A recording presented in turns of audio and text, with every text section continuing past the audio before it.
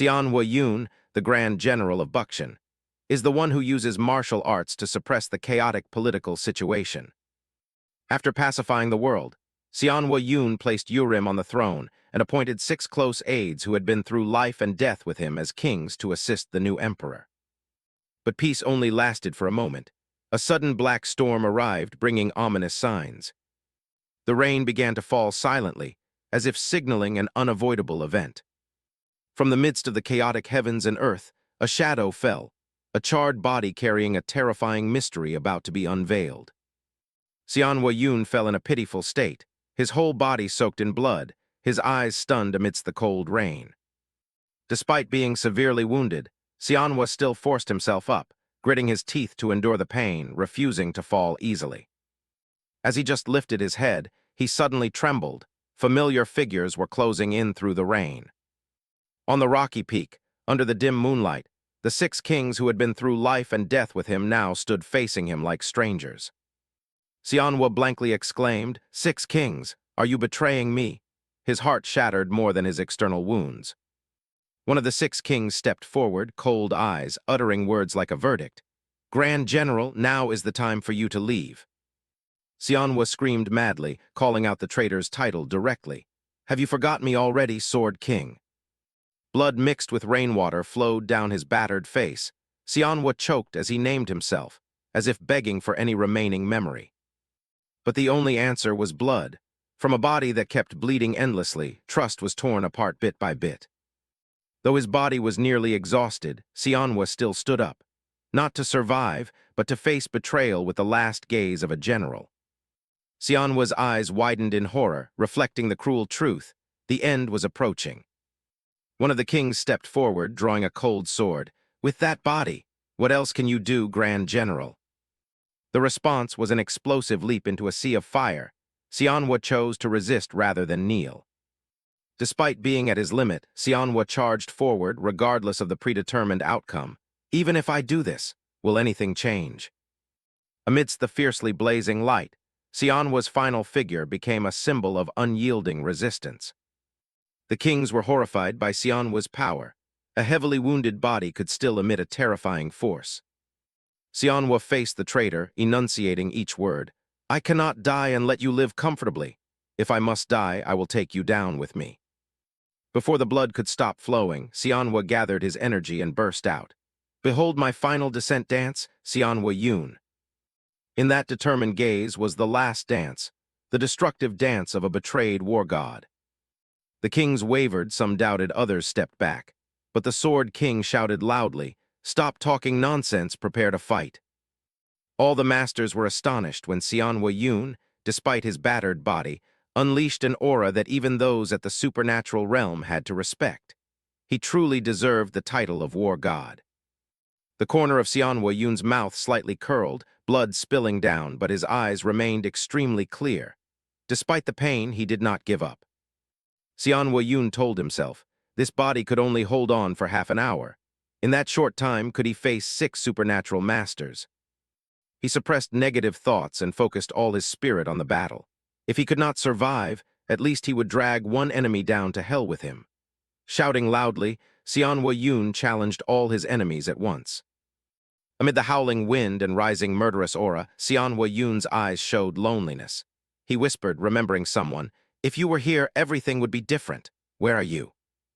A sharp spear suddenly pierced Yun's chest. Blood gushed out violently. His face was shocked, only managing to utter a familiar name. "You." The surprise turned into rage. Yun screamed, his eyes blazing red in extreme pain and sudden despair.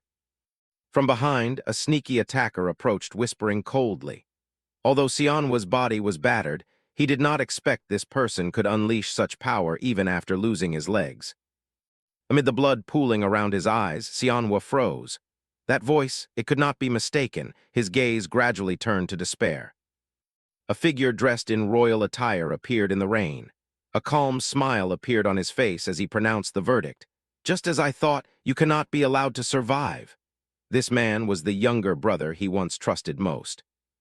Yun blankly called out, "Urim," with painful and desperate eyes, as he realized the traitor was none other than his closest kin. Severely stabbed, Xianhua screamed in utmost fury, collapsing onto the ground amid a pool of blood. The traitor stepped forward, coldly confirming that the ruling position belonged to Emperor Yurim, but emphasized that above the emperor, there once was a god, Xianhua Yun. With a gritted voice amid the cold rain, he declared, "War god Xianhua Yun, from today your history ends here." Yurim smiled contentedly, raising his head in the rain, affirming that he had finally become the true emperor. Xianhua Yun lay collapsed on the ground, drenched in blood, his eyes still looking up at Yurim full of hatred and shock. Yurim drew his sword with a cold smile, feigning pity. "You look so painful. Let me help you be freed." He raised the blood-stained sword high, preparing to finish off his brother, once the greatest war god of Bakshan. Yurim's cold eyes looked down at his brother's body, gripping the sword hilt tightly, ready to end everything. Xianhua Yun opened his eyes wide, full of hatred and despair, betrayed by the younger brother he once trusted most. Even when betrayed, Xianhua could not believe that the one behind everything was Yurim, the brother he once called kin.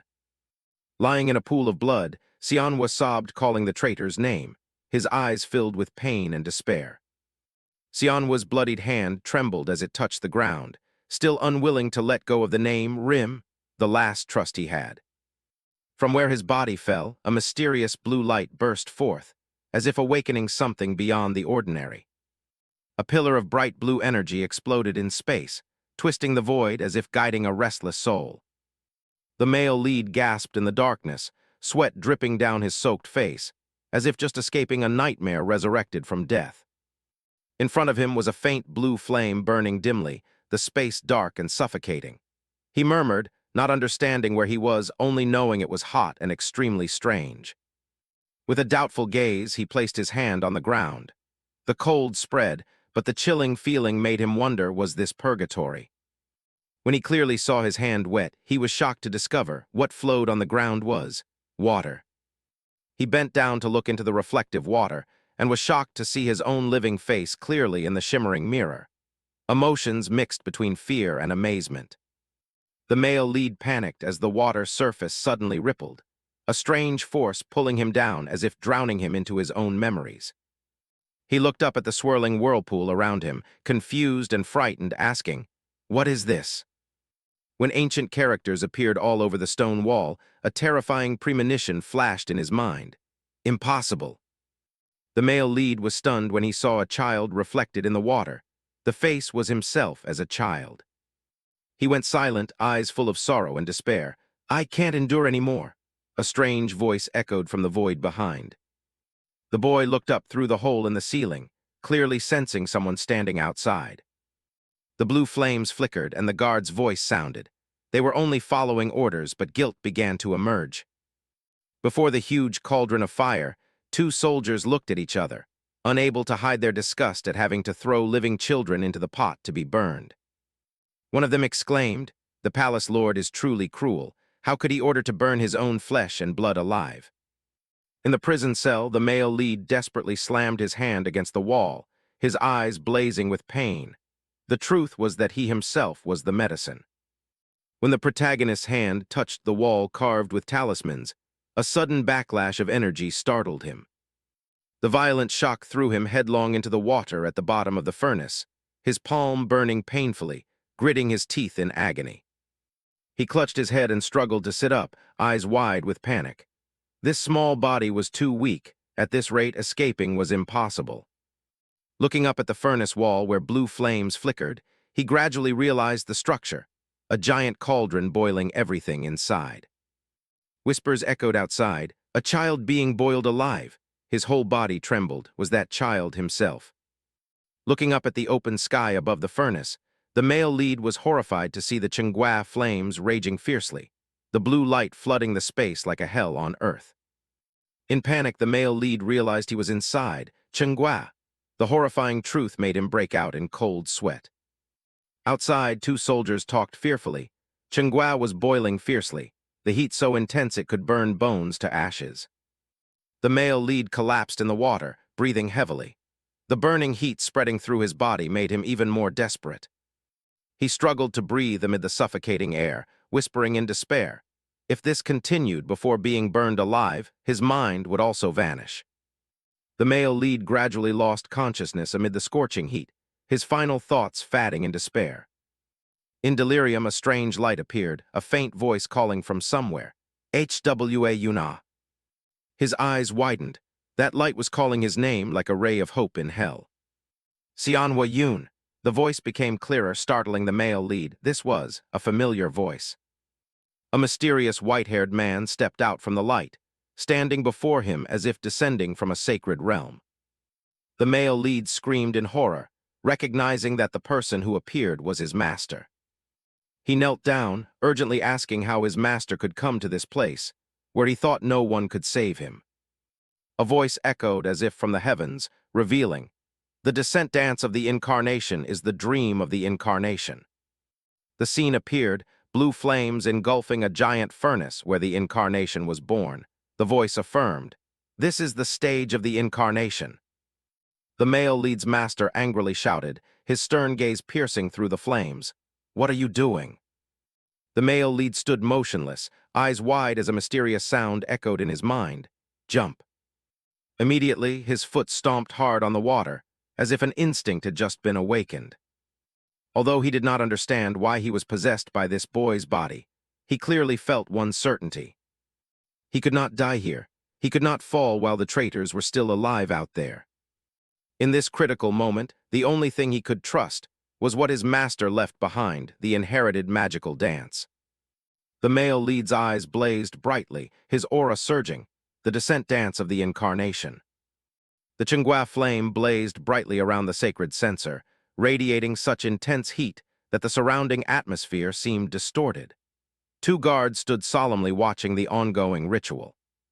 One of the two whispered anxiously, admitting that the act taking place was too cruel and beyond imagination. In the darkness of the closed room, a mysterious man wearing an ancient patterned yellow robe quietly opened the door, his eyes following the sacred flame outside. He silently stared, furrowing his brows, exuding extreme tension and suspicion. Something made him unable to look away. The Chingua flame suddenly shifted from blue to a gloomy green, signaling a great change beginning within the giant censer. Hearing an unusual sound, the old imperial physician rushed out of the room in panic, his eyes flashing with extreme worry as he called out, "Cheng Hwa." The two soldiers on guard also noticed him, recognizing the respected imperial physician running from afar.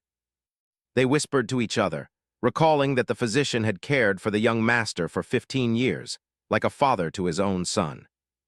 Before the towering blue flame altar, he stood frozen, his bewildered gaze fixed on the strange fire. The physician clenched his fists tightly, trembling with anger, daring to use even Cheng Hwa for this ritual was too cruel. The divine doctor stood still, his eyes dazed, emotions so overwhelming he was speechless. Slowly stepping out of the room, he quietly moved toward the fiercely blazing blue fire outside in the courtyard. A sudden strong gust stopped him in his tracks. His voice trembled. "What is that?" He turned his head, eyes filled with extreme confusion, sensing something unusual was happening. A terrifying scene struck his eyes. His pupils contracted, his whole body shook in an undeniable shock. Amidst the radiant green light, the image of a giant dragon made of energy began to take shape, its body twisting through layers of fiery flames. The sacred dragon became clearly visible, each scale shining brightly, its aura so powerful that the entire space seemed frozen. With a resounding explosion, the divine dragon roared and soared into the sky, its terrifying power frightening everyone below. Under the swirling dragon's shadow, the old imperial physician and guards could only stand staring, trembling before the unprecedented extraordinary sight. The old physician widened his eyes, whispering in shock, "This is," as he realized that power was emanating from the young master's own hands. A swirling blue light spiraled around the small feet of the newcomer. An unusual energy began to stir the ground. Within the rolling flashes of light, a youth with tied-up hair appeared, eyes closed, body merging into the magical vortex, as if performing a sacred ritual. From afar, a white-haired man with glowing eyes shouted excitedly, "Yes, that's it." The youth slowly opened his eyes, Amidst the storm of light, his face showed determination mixed with calmness, as if ready to face anything. The white-haired man could not contain himself, leaping into the magic formation with a loud laugh. "Let me join!" Two sources of energy began to merge in a fierce burst of light. Lai Fang and his teammates channeled spiritual power, creating a magical water vortex that lifted the two into the air. Realizing the situation was out of control, Lai Fang tensely watched his comrades flying within the energy vortex. The white-haired man remained calm, a slight smirk on his lips, his eyes radiating confidence and pride. The two spun within the deep blue energy circle, their momentum surging as if preparing to activate the supreme ritual. At the heart of the furnace, a spatial gate began to open. Blue light shimmered and energy flows gradually converged toward the center. A massive energy surge erupted from the formation platform, lighting up the entire space like an uncontrollable pillar of spiritual fire. The two guards startled and stepped back, panic-stricken as they watched the exploding light. "What the hell is that?" One guard trembled and exclaimed, "I've worked here for 15 years, never seen anything like this." The other was also amazed. "And you've never witnessed this?" The first guard's eyes were full of doubt. "Honestly, no one would believe it, but this scene looks like a dragon raging among mortals." The spiritual energy swirled, the dragon's figure clearly visible in its fury. A giant divine dragon appeared in the void, bathed in blue light like thunder striking a clear sky. Everyone was stunned, no one dared to breathe loudly. The old man frowned, cold sweat pouring down. He couldn't believe what he was seeing. "This is..." The mysterious sensor began to crack. Ancient patterns trembled, and abnormal energy surged wildly from within. The supervisors shouted in panic, "It's the solar heavenly path, step back quickly." A crisis was about to erupt. In the glaring red light, the sensor shattered. A terrifying power burst forth, destroying everything within its range. The old man struggled to withstand the riot from the giant beam of light, eyes wide open, blood spilling from his mouth. The force was too strong for him to stand firm. Covering his mouth to stop the bleeding, the old man opened one eye wide, sweat dripping down his forehead. He couldn't believe the scene before him. The furnace was heavily damaged, steam rising thickly. Two guards lay flat on the ground, cracks running long across the stone floor. Through the haze, a small pair of feet stepped onto the ground. Around the ankles shimmered a blue aura, droplets falling onto the cold stone floor. The old man's gaze suddenly changed. His trembling pupils reflected the figure that had just appeared. A cold realization flashed through him. The male lead stood tall amid the mist and blazing blue aura, eyes wide open as if awakening from a long sleep, radiating a chilling aura that overwhelmed those around him. From afar, the old steward looked at that familiar back in horror, stammering speechless, his steps trembling as he approached. Unable to contain his emotion, he shouted loudly, "Young master!" Tears welling up, unable to believe this miracle was real. From the gloomy mist, the male lead stepped forward, a ghostly light enveloping his body, his voice echoing coldly, "From the depths of hell. I have returned." His eyes flashed with a demonic glow, sharp teeth visible amid thunderous roars, signaling the awakening of an unstoppable force. The supervisors were still in shock from what they had witnessed. The elder in yellow robes trembled as he stepped forward, eyes tense as he looked ahead. The male lead slowly raised his head, his eyes cloudy as if still not fully awake from a long dream. His wet hair hung down, reflecting the light from the surrounding spiritual power. The elder shouted loudly, his trembling voice betraying his panic, "Young master." Scene shifted to a traditional medicine shop. Medicine bags hung dangling under the thatched roof, carrying ancient memories of healing and medicine. On the table, healing tools were neatly arranged. The light scent of herbs gently spread, signaling a new chapter about to begin. After the violent battle ended, Chung Hwa was laid on the bed, unconscious but still breathing steadily. The old servant sat nearby, eyes never leaving his young master. He quietly looked up, eyes full of emotion. After everything that had happened, he could only utter one heartfelt phrase, "Unbelievable." After a thorough examination, he concluded that Chung Hwa was only exhausted and dehydrated, with no serious injuries. His survival in the solar celestial path, furnace, was an unimaginable miracle. The door to the room quietly opened, and a figure appeared, carrying a mysterious aura that disturbed the quiet room. Two guards appeared, urgently reporting, "Imperial physician, the palace lord is urgently seeking you." The physician was startled, his eyes briefly showing concern. The physician glanced at the young master lying on the bed, quietly repeating in his mind, "Palace lord." While deeply asleep, Hwa suddenly whispered, "Understood, I'm coming." His words surprised the physician. A soft sound came from the door. Someone had just sneaked into the room. On the ceiling beam, a mysterious shadow dressed as an assassin silently observed, eyes cold and emotionless. The assassin lowered himself to approach the bed where Hwa lay, a murderous aura spreading through the air. A black-clad assassin appeared beside Hwa's bed, his eyes glowing red in the darkness, radiating a terrifying killing intent. He pulled out a small vial hidden in his clothes, acting cautiously but swiftly as if prepared beforehand. Without hesitation, he poured the liquid from the vial into Hwa's mouth, firmly holding his chin to ensure it was swallowed completely. The liquid dripped from the corner of Hwa's mouth, but his face remained motionless, lost in unconsciousness. Having completed the act, the assassin quietly withdrew, leaving the room bathed in the soft light of dawn with a mystery beginning to kindle. Hwa suddenly opened his eyes wide, his body trembling, panic in his gaze as if something had invaded deep into his mind. A painful scream tore through the space. Hwa clutched his chest, writhing in agony, the pain spreading throughout his body, making it nearly impossible to breathe. In convulsions, desperate moans echoed while the black-clad figure turned his back, stepping away slowly as if his mission was complete.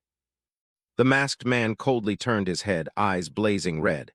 He spat venomous words, "Blame your filthy mother, everything must obey the law of the sun." In the herbal medicine warehouse, the earthenware jars and bags of medicine were neatly arranged, but a special bag marked "Forbidden" hung suspended high above, hinting at an ominous sign about to come. The imperial physician had just returned, his face tired yet relieved, quietly exhaling after completing the examination and treatment of Hwa. He silently pondered the ambiguity in the palace master's attitude. Although allowed to treat, the true intention behind it remained a mystery. Upon returning to the sick room, he was stunned to find Hwa had fallen from the bed, lying motionless on the floor. Terrified, the imperial physician immediately rushed over, shouting, "Young master!" A bad premonition rising within him, fearing that disaster had silently struck. The imperial physician panicked as he embraced the unconscious Hwa, calling out loudly in fear. His eyes widened sharply when he noticed abnormal signs on the young man's face. Black blood oozed from Hwa's mouth, a sign unmistakable. The imperial physician froze, horrified, exclaiming, "Poison." But then his expression suddenly changed, and he quietly wondered, could it really be that? The imperial physician sat beside the male lead, sighing helplessly. He thought to himself that this person must have been hated by many, but with a physique bearing the solar heart, poison could not easily defeat him. After observing the male lead's condition, the imperial physician decided to prepare ground medicine and intended to leave to concoct a remedy. Before he could turn away, his eyes suddenly filled with horror upon noticing something unusual, sweat breaking out reflexively. A small needle pierced his neck, blood flowing down. In that moment, he seemed controlled by an extraordinary force. The male lead suddenly woke up, his gaze cold and sharp, holding tightly the acupuncture needle stuck in the imperial physician's neck. He stammered the name of the person before him, shocked and unable to believe his eyes. The male lead unexpectedly regained consciousness, pressing the needle against the old man's neck. His cold eyes and sharp tone made the old man dare not move. The male lead lowered his voice threateningly, demanding the other party answer all upcoming questions. A tense atmosphere enveloped the entire room. Faced with this sudden change, the old man appeared impressed. He both wondered and muttered praise as if seeing a completely different person. The old man asked back whether this was the male lead's true nature or if the solar core had caused his change. He proactively offered to answer everything. The male lead briefly frowned. He realized the old man before him was not worried but seemed to enjoy this perilous situation. The male lead noticed Ma Yui's unusually cooperative attitude. The old man did not resist. On the contrary, he seemed happy as if he had been waiting for this moment for a long time. The male lead began piecing together the whole truth. This was the Solar Hall, one of the three major branches of the heavenly demon sect, and he was the fourth young master, only 15 years old. But the reality was much harsher. His father, the Solar Hall master, had once ruthlessly boiled his own child alive to forge the solar pill. That person was clearly insane. Moreover, it was not only his father who wanted him dead. The relentless assassins following him proved that many forces in the shadows also sought to eliminate him. The male lead silently concluded, although this life was full of dangers, thanks to the solar heart core formed in that furnace, his body was now immune to all poisons, just as Ma Yui had said. The male lead felt a new heartbeat, slow but burning like a blazing sun in his chest. He had returned from death with a miraculous power. Most importantly, time had reached the 22nd year of the Jinshin era, but he died in the 7th year meaning. The 7 disasters that brought tragedy to his previous life were still alive. His blood boiled with hatred, but this body was still just a 15-year-old boy. He needed allies and could not yet determine whether the old man before him was friend or foe. The golden needle fell to the ground, the threat temporarily released, but his eyes remained vigilant without any relaxation. The male lead suddenly pulled Ma Yui's sleeve and whispered a strange sentence that made the old man turn around in confusion. Ma Yui smiled mysteriously, asking if the male lead had determined whether he was friend or foe, then praised, truly worthy of the fourth young master. The male lead was startled. A sudden surge of killing intent erupted from Ma Yui, clear and fierce. Ma Yui suddenly struck. His sleeve blazing with fire, moving at lightning speed, he thrust the needle straight toward the male lead's heart. The male lead's eyes widened in shock. The golden needle was piercing straight into his chest before he could react. The man laughed fiercely, his eyes flashing with ferocity. He asked a question that reversed the situation. What if you're wrong? The male lead immediately sensed danger. The tip was pressed against his neck, light reflecting in his tense eyes. He suddenly froze. His fierce expression turned to astonishment. Something made him hesitate. The tip stopped just inches from the male lead's left eye. Cold sweat ran down, but he did not blink. The tense moment froze time. The two stood still, only the light from the aura fluctuating around the small needle pressed against the male lead's forehead. The older man tilted his head, surprised that the male lead did not dodge the attack. He was confused inside. Do you think I wouldn't really strike?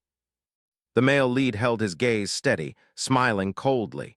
He was sure the other needed something from him and would not strike. The man hesitated, then suddenly smiled. He let out a low, amused laugh. He laughed heartily, stepped back a few paces, and raised his hand to praise the male lead. The 15-year-old boy had pleased him. With a bright look, he declared, "From now on, call me master. I will teach you the strongest martial art of the demon sect, Singsabak." The male lead was stunned upon hearing the name Singsabak. It was the legendary demonic skill founded by the sect's ancestor. Could this old man truly have mastered it? Though outwardly he showed no trace of a sage's aura, his appearance gave no sign of the power matching such a legendary ultimate technique. The old man saw the male lead's expression and coldly guessed his thoughts. He doubted whether the old man was qualified to teach this supreme martial art. The old man recounted the Singsahen lineage, where martial arts were passed directly from master to disciple. He became a physician not to save lives, but to preserve his disciples during harsh training. The male lead began to feel uneasy. If a physician was needed alongside, how brutal was the Singsabak training? How many had truly survived and mastered it? The old man casually said something that stunned the male lead. No one had ever successfully mastered Singsabak before. Many had fallen in the past because their bodies could not endure it. Only the sect leader, who possessed the essence of the solar star, could receive that power. But he saw hope in the male lead. With the solar core and youth, his body would be reborn strongly upon maturity. then even the chaos of Mushington would be nothing. The male lead smiled coldly, returning from hell, now given a chance to master legendary martial arts. Hwashin Deramu and Singsabak. He would use both to repay his blood debt. The old man mentioned his identity, the fourth young master, pursued by 3 brothers from other assassin factions. Outside this medical hall, no one left him in peace. The old man suddenly signaled for silence, his wary gaze making the male lead freeze. The door swung wide open in the silent night, signaling the unexpected arrival of an important figure. A man entered, twin swords at his waist, his voice calm, just in time. The man smiled coldly. Finally, I get to see you awake. He was Ji Chun-woo, the eldest son of Solar Palace. The old man lightly scolded him for not giving prior notice, but Ji Chun-woo only laughed and replied, I came in a hurry, because I wanted to see the one who has stirred the entire palace. Ji Chun-woo acted familiarly, stepping forward to pat his chest and introduce himself as if he were a close elder brother, but his cold eyes did not match his smile. The male lead looked at him with contempt. Deep down he knew this man was no brother at all, just a scoundrel disguised as a close relative. Without hesitation, he replied coldly, I don't know you. The red fire flared up. The soul of the heavenly general appeared behind the male lead, their eyes strangely alike. The heroic aura radiated as if an inheritance was about to be awakened. The big brother laughed loudly, his voice full of contempt. The name of the northern heavenly general. His smile was half mocking, half ridiculing the opponent's identity. Ji Chun-woo sneered. That name was left by a lowly mother. The male lead did not blink, calmly replied, I have no lowly mother, his spirit unwavering. The male lead responded without any courtesy to Ji Chun-woo's sarcasm, with a sharp retort that enraged him. Anger surged. Ji Chun-woo intended to draw his sword impulsively, but was held back by a strong hand. It was the elder of the medical hall. He sternly reminded Ji Chun-woo that the male lead was still a patient needing treatment. Ji Chun-woo laughed coldly, declaring that the other would always be a patient, implying he was about to act and no longer needed to hide. The male lead stared intently, bluntly replied, if stubbornness continued, perhaps Ji Chun-woo himself would be the one needing medicine. He smirked sarcastically, mocking his words back at the medical hall. Is the medicine ready yet? His cold eyes revealed clear determination. Ji Chun-woo trembled with anger, his face flushed red, unable to believe he was provoked to this extent. He hissed with hatred. Facing Ji Chun-woo's threat, Manhwa silently stood behind, placing a hand on his shoulder, his gaze sharp as a blade, silent yet imposing. Ji Chun-woo smirked, pretending to compromise. He turned his back and left, saying he would retreat for now, but his eyes never left the male lead. Not far away, Ji Chun-woo turned back. He placed a hand on his younger brother's shoulder, smiling but his eyes blazing with murderous intent, emitting a red murderous aura that sent chills down the male lead's spine. With blazing red eyes and a killing aura surrounding him, Ji Chun-woo smiled sinisterly. He said he would give his brother one last piece of advice, as if pronouncing a sentence. If your mouth is small, you should know to keep silent, or you will lose your tongue. Ji Chun-woo unleashed a deadly strike toward the male lead, carrying a cruel threat and burning murderous intent. Chun-woo left with an arrogant smile, not forgetting to leave a threat. Next time we meet if you are still intact. The healer Manhwa was stunned upon sensing the dark aura just now. He suspected Chun-woo had used a forbidden dark technique. Pain struck, making the male lead dizzy. The dark technique, a martial art that injects malicious energy into the opponent's body, was activating, destroying tendons and internal organs. The evil energy infiltrated, burning from within but strangely. The male lead's heart did not shatter but shone brightly. He raised his head, eyes calm. His heart glowed red brightly in his chest. I already have the yang heart. The male lead calmly confirmed that the dark technique was nothing to his new body. The old healer also sneered, mocking the pettiness of the Black Abyss Lord's grandson. The male lead immediately retorted with a gentle yet sharp tone. With a fresh expression, the male lead skillfully praised his master while jokingly asking if the old healer caused this mess, because he trusted him too much. Though bold in words, the male lead still pretended to hold his head and complain that he was still a patient, and could not function normally yet. The old man dropped a suspicious question about the name the male lead was using, doubting whether his mother, Sua, truly gave him that name. The male lead smiled shyly, blushing. In his heart he thought, letting them misunderstand like this might be better than the truth. The old man suggested the male lead pretend to have amnesia, since even ill believed it and had withdrawn. Whether true or not, he agreed to follow the plan. The old man turned his back and left, leaving a soft remark. "At least you know how to answer correctly." The male lead smiled subtly. The male lead sat still, arms crossed before him, his deep eyes reflecting confidence and carefully prepared plans. In the darkness, the soul of Master Yon appeared radiant, casting light that enveloped the space. The male lead emotionally called out the name of his guide. The male lead looked up toward the light, his eyes sparkling with faith and hope. The journey had just begun. Recalling in his mind, the male lead remembered the Hwashin Deramu dance. Not just a dance, but a response to the master's whistle, carrying submission and sincerity. On the tiled floor, the black robe fluttered in the wind, each movement of the male lead entwined with memories. That dance was not just skill, it was life, strength forged through hard training. The male lead placed his hand on his chest, where his heart blazed red. A flash of light, the solar heart, an immortal energy source reviving within his chest. Although his power had not fully recovered, the fire in his heart had begun to awaken. The male lead clenched his chest, admitting he still could not use powerful skills. Nevertheless, spiritual power was gradually spreading through his arms. The solar heart blazed, the dance of fire ready to erupt, a sign of his return.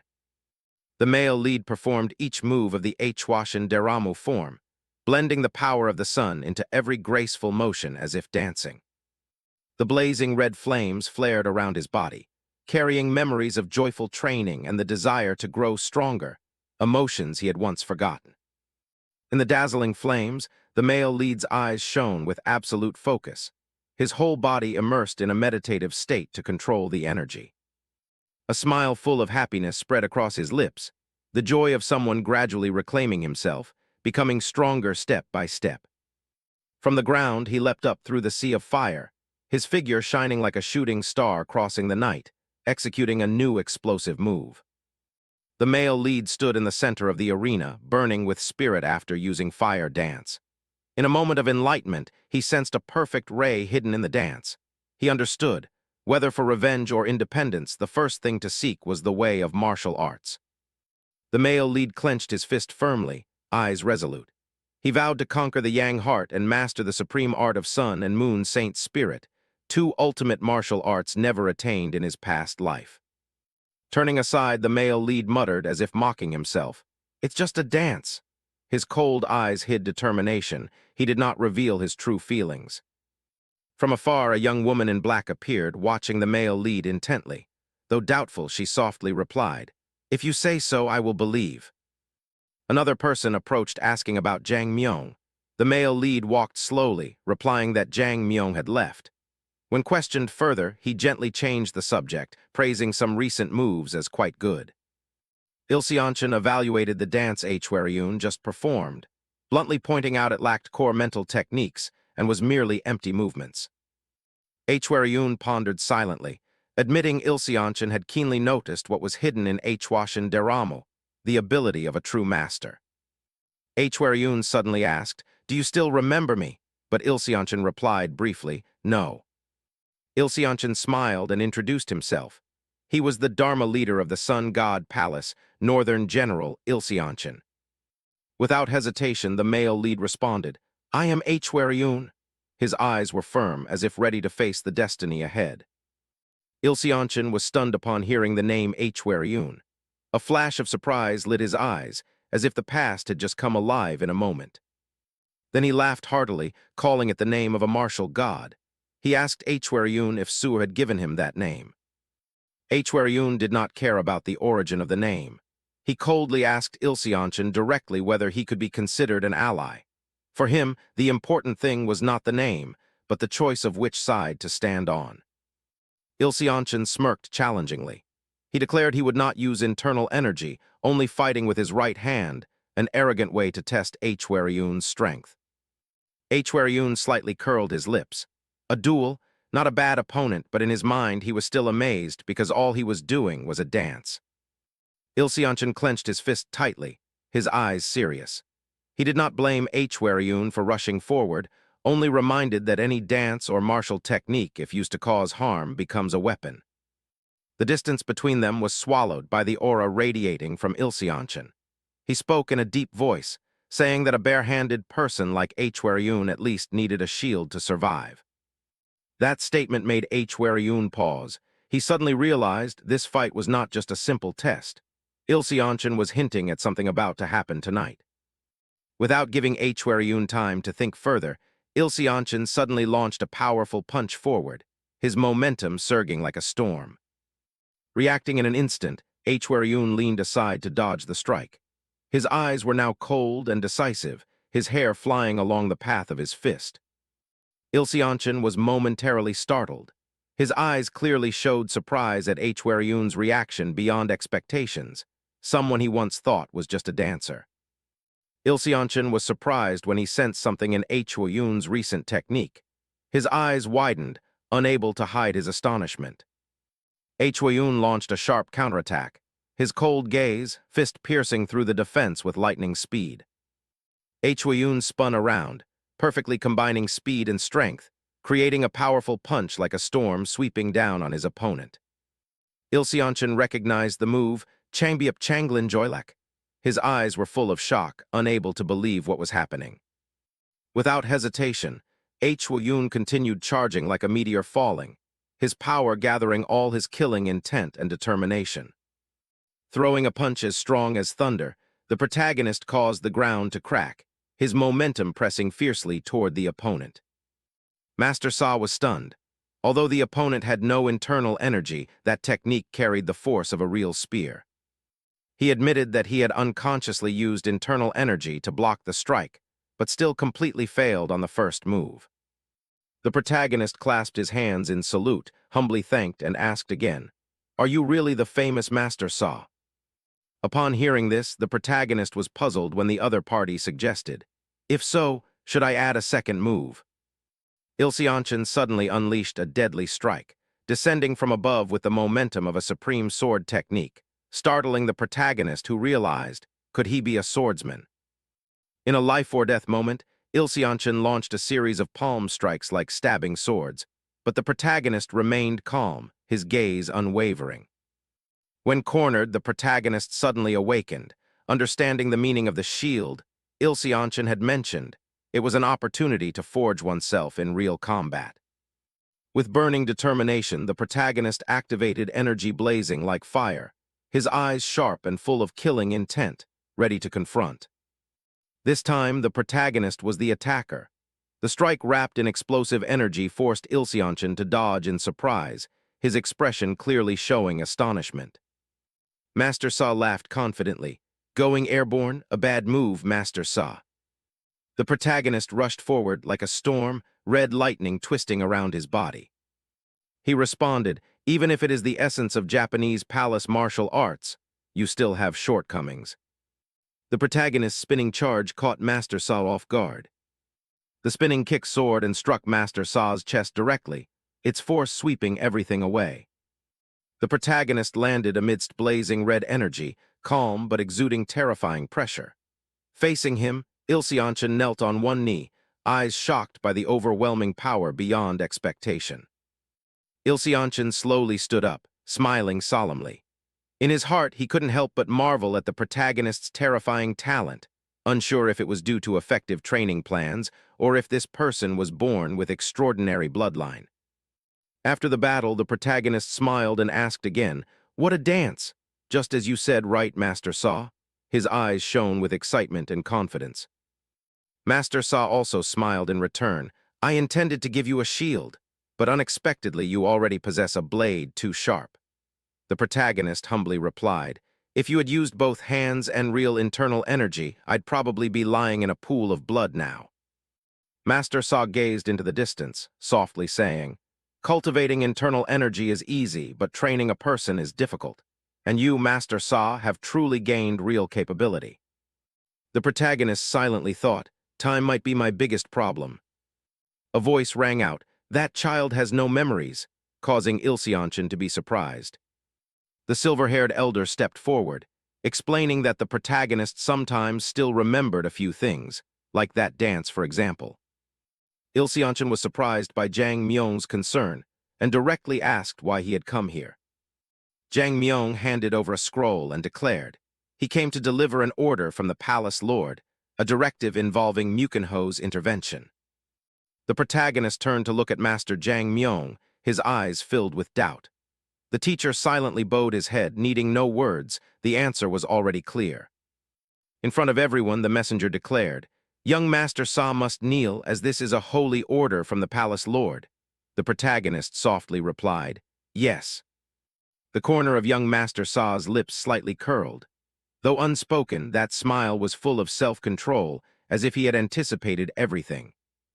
Slowly, young Master Sa knelt down. This was the first time he had submitted. Even before the emperor, he had never done so. But at this moment, he was only young Master Sa of the Japanese palace.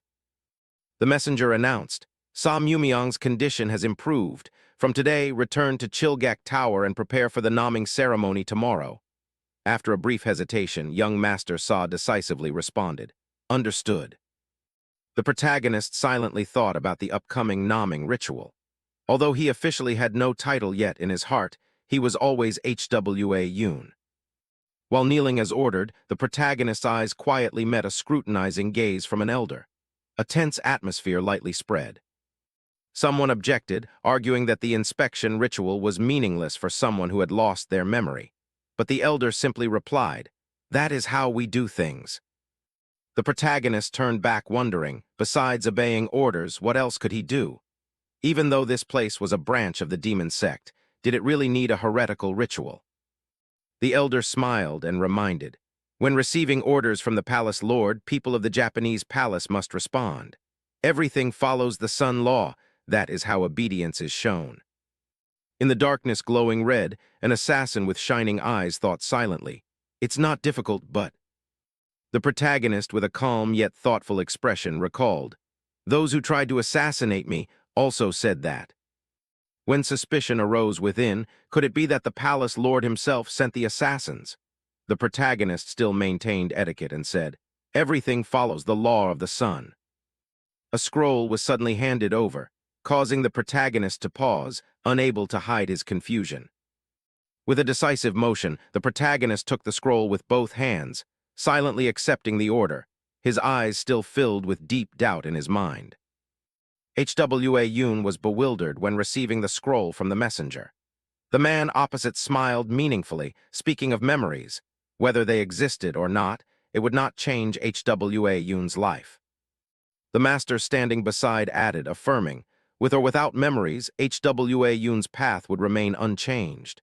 Fate has chosen and it cannot be escaped." The messenger looked straight at HWA Yoon and congratulated him, because as long as there is strength, life will change. HWA Yoon quietly asked back, did he have no doubts? With a profound smile, the messenger replied, "Doubt what? That you have become stronger, or that you are the son of Sua and the palace lord." The messenger turned and left. Before disappearing, he left an ambiguous remark. "For now, this is all I can say. See you another day." As Ilseonchen just left, a voice called him back. Apparently a private exchange between two elders hiding something important from HWA Yoon. Standing silently in the distance, HWA Yoon could only watch their figures depart. He regretted that his current body was not capable of eavesdropping on conversations through spiritual senses. A vague premonition arose. HWA Yoon touched his forehead, puzzled. He felt certain his identity held a secret never before revealed. A burly man with fierce eyes swung his sword to attack. He cursed as he charged in, turning the scene chaotic. The male lead tried to step back to avoid the strike. The man shouted loudly, mocking him for only knowing how to run away without fighting back. The male lead calmed down, drew the fake sword in his hand, and channeled his inner strength into it. Although it wasn't a real sword, a precise strike could still make a master wary. He rushed forward like the wind, his steps determined. A thought flashed through his mind. Should he embark on the path of the solar heavenly way? The opponent smirked slightly, half smiling and half praising. He didn't expect him to be so agile, and his eyes began to show some caution. The man in yellow mocked, saying that if the male lead's martial arts skills only came from a leisurely life, it was truly shameful. The male lead calmly replied, "You don't hold a sword, you're only good at arguing." The male lead smirked slightly, countering with sharp words. Inside, he was surprised that the opponent didn't get angry as rumored, but rather remained quite calm. The man in yellow confirmed the rumor about the hot-tempered young master was true, but admitted that the male lead's eloquence was indeed excellent. The male lead smiled and gently retorted, "Still better than your swordsmanship." Inside, he realized the opponent was trying to provoke him by mentioning Jechenwu. In the arena glowing red with sunset light, the two struggled silently. The man in yellow threatened, but the male lead responded coldly. "Bloodline is not a reason for me to hold back, big brother." The man in yellow smiled wickedly, suppressing his anger at the provocation. He warned that it was just a cheap taunt he would temporarily overlook. The male lead calmly observed the opponent's reaction. He silently wondered if bloodline origins were the man's weakness. The man in yellow slowly drew his sword, his voice deepening and radiating killing intent. He said, "But you must know." Before he finished, he immediately launched an attack. The sword blade drew a bright streak in the air, accompanied by a furious roar. "Even if we share the same father, we are not alike." The male lead's eyes widened as the sword sliced through the air close to his face. He couldn't react in time to the opponent's speed and fierce killing intent. As he charged with full force, the man in yellow was momentarily confused by the opponent's face, too similar to the solar sect leader, but with eyes full of contradiction and resentment. The male lead gave a cold smile and probed like a knife. "You hate the solar sect leader, don't you?" Agitated, the man in yellow clenched his teeth angrily. The question struck a deep, unhealed wound. "Because of your mother?" A fatal psychological blow. The male lead's eyes immediately changed color. A surge of blazing, killing intent rose from his gaze. He had touched on something forbidden. In an instant, the man in yellow delivered a deadly blow. The sword whistled as it plunged down. The male lead fell forward, blood splattering across the arena floor. The strike targeted not only the body but also the pent-up hatred from the past. The male lead knelt on the ground, sweat dripping from his forehead. In the blazing sunset light, he realized Jechenhiuk's sword had just wavered. Could it be that the provocation had worked? Jechenhiuk laughed mockingly, ridiculing his younger brother for crawling on the ground just to survive. But the male lead did not back down. He retorted coldly, causing his opponent to freeze. "Better than crying over mother like you." Those words seemed to touch a deep scar within Jechenhiuk. He clenched his fists tightly, his eyes blazing with anger. "What do you know?" he hissed bitterly. The male lead calmly threw out a sharp question. "Among all the wives of the Solar Palace Lord, who is the one he truly loves?" Beside him, black energy swirled like a venomous snake, ready to devour everything. Jechenhiuk slowly admitted, all marriages, including with his mother, were political. Only Ban Sua, the male lead's mother, was truly loved by the Solar Palace Lord, and the child sacrificed long ago was the one standing before him now. Jechenhiuk was confused by the words piercing his mind, as Jechenwu questioned him back about the real cause of his hatred. Jechenwu's eyes shone brightly, his voice sharp and full of implication. Jechenhiuk denied all speculation, raising his blazing red sword, his gaze icy cold. But his words were full of meaning. "If you die, wouldn't father also suffer?" Jechenwu was stunned. Everything Jechenhiuk said contradicted the memories in his heart of a father who once imprisoned him and coldly chose him as a sacrifice. Under the golden red sunset, Jechenwu recalled the bitter past. If he was loved, why was he imprisoned? He was not unfortunate but pushed into the abyss by his own father's hand. Painful memories surfaced when he was ordered back to Churiagek, taken away like a sacrificial object. In his memory, his father showed no hesitation. That was when he realized fatherly love was just a lie. Despite the turmoil inside, the protagonist still gave a bitter smile. The most important thing now was to survive. Jechenhiuk laughed coldly, mocking that both were bastards, affirming he would not hesitate to kill someone of the same bloodline. He raised his sword high, declaring the harshest law of the solar divine palace. Only those with a name are considered human, and he was not one of them.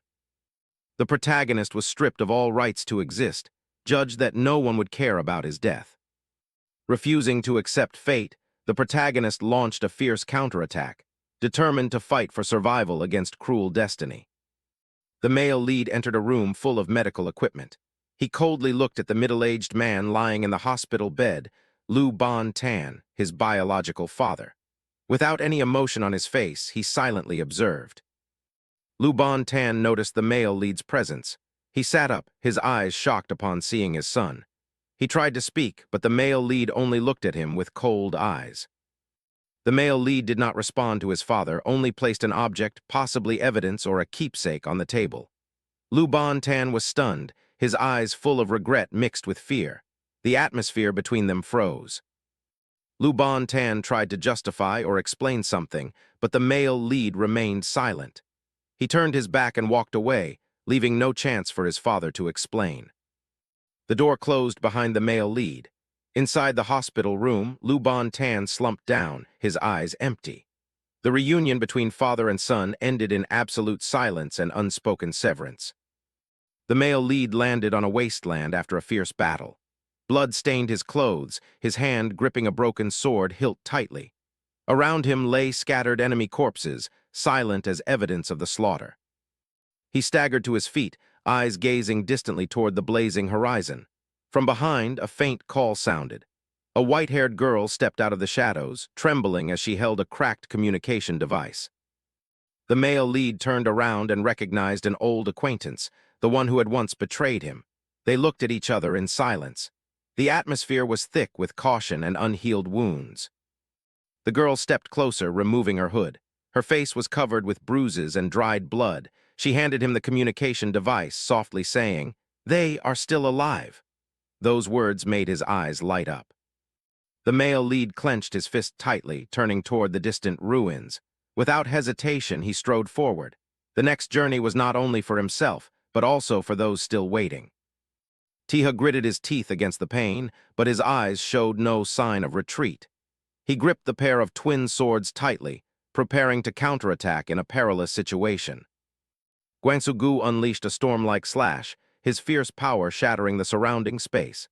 Tiha maintained his defense, refusing to step back. Four Kings' true slash.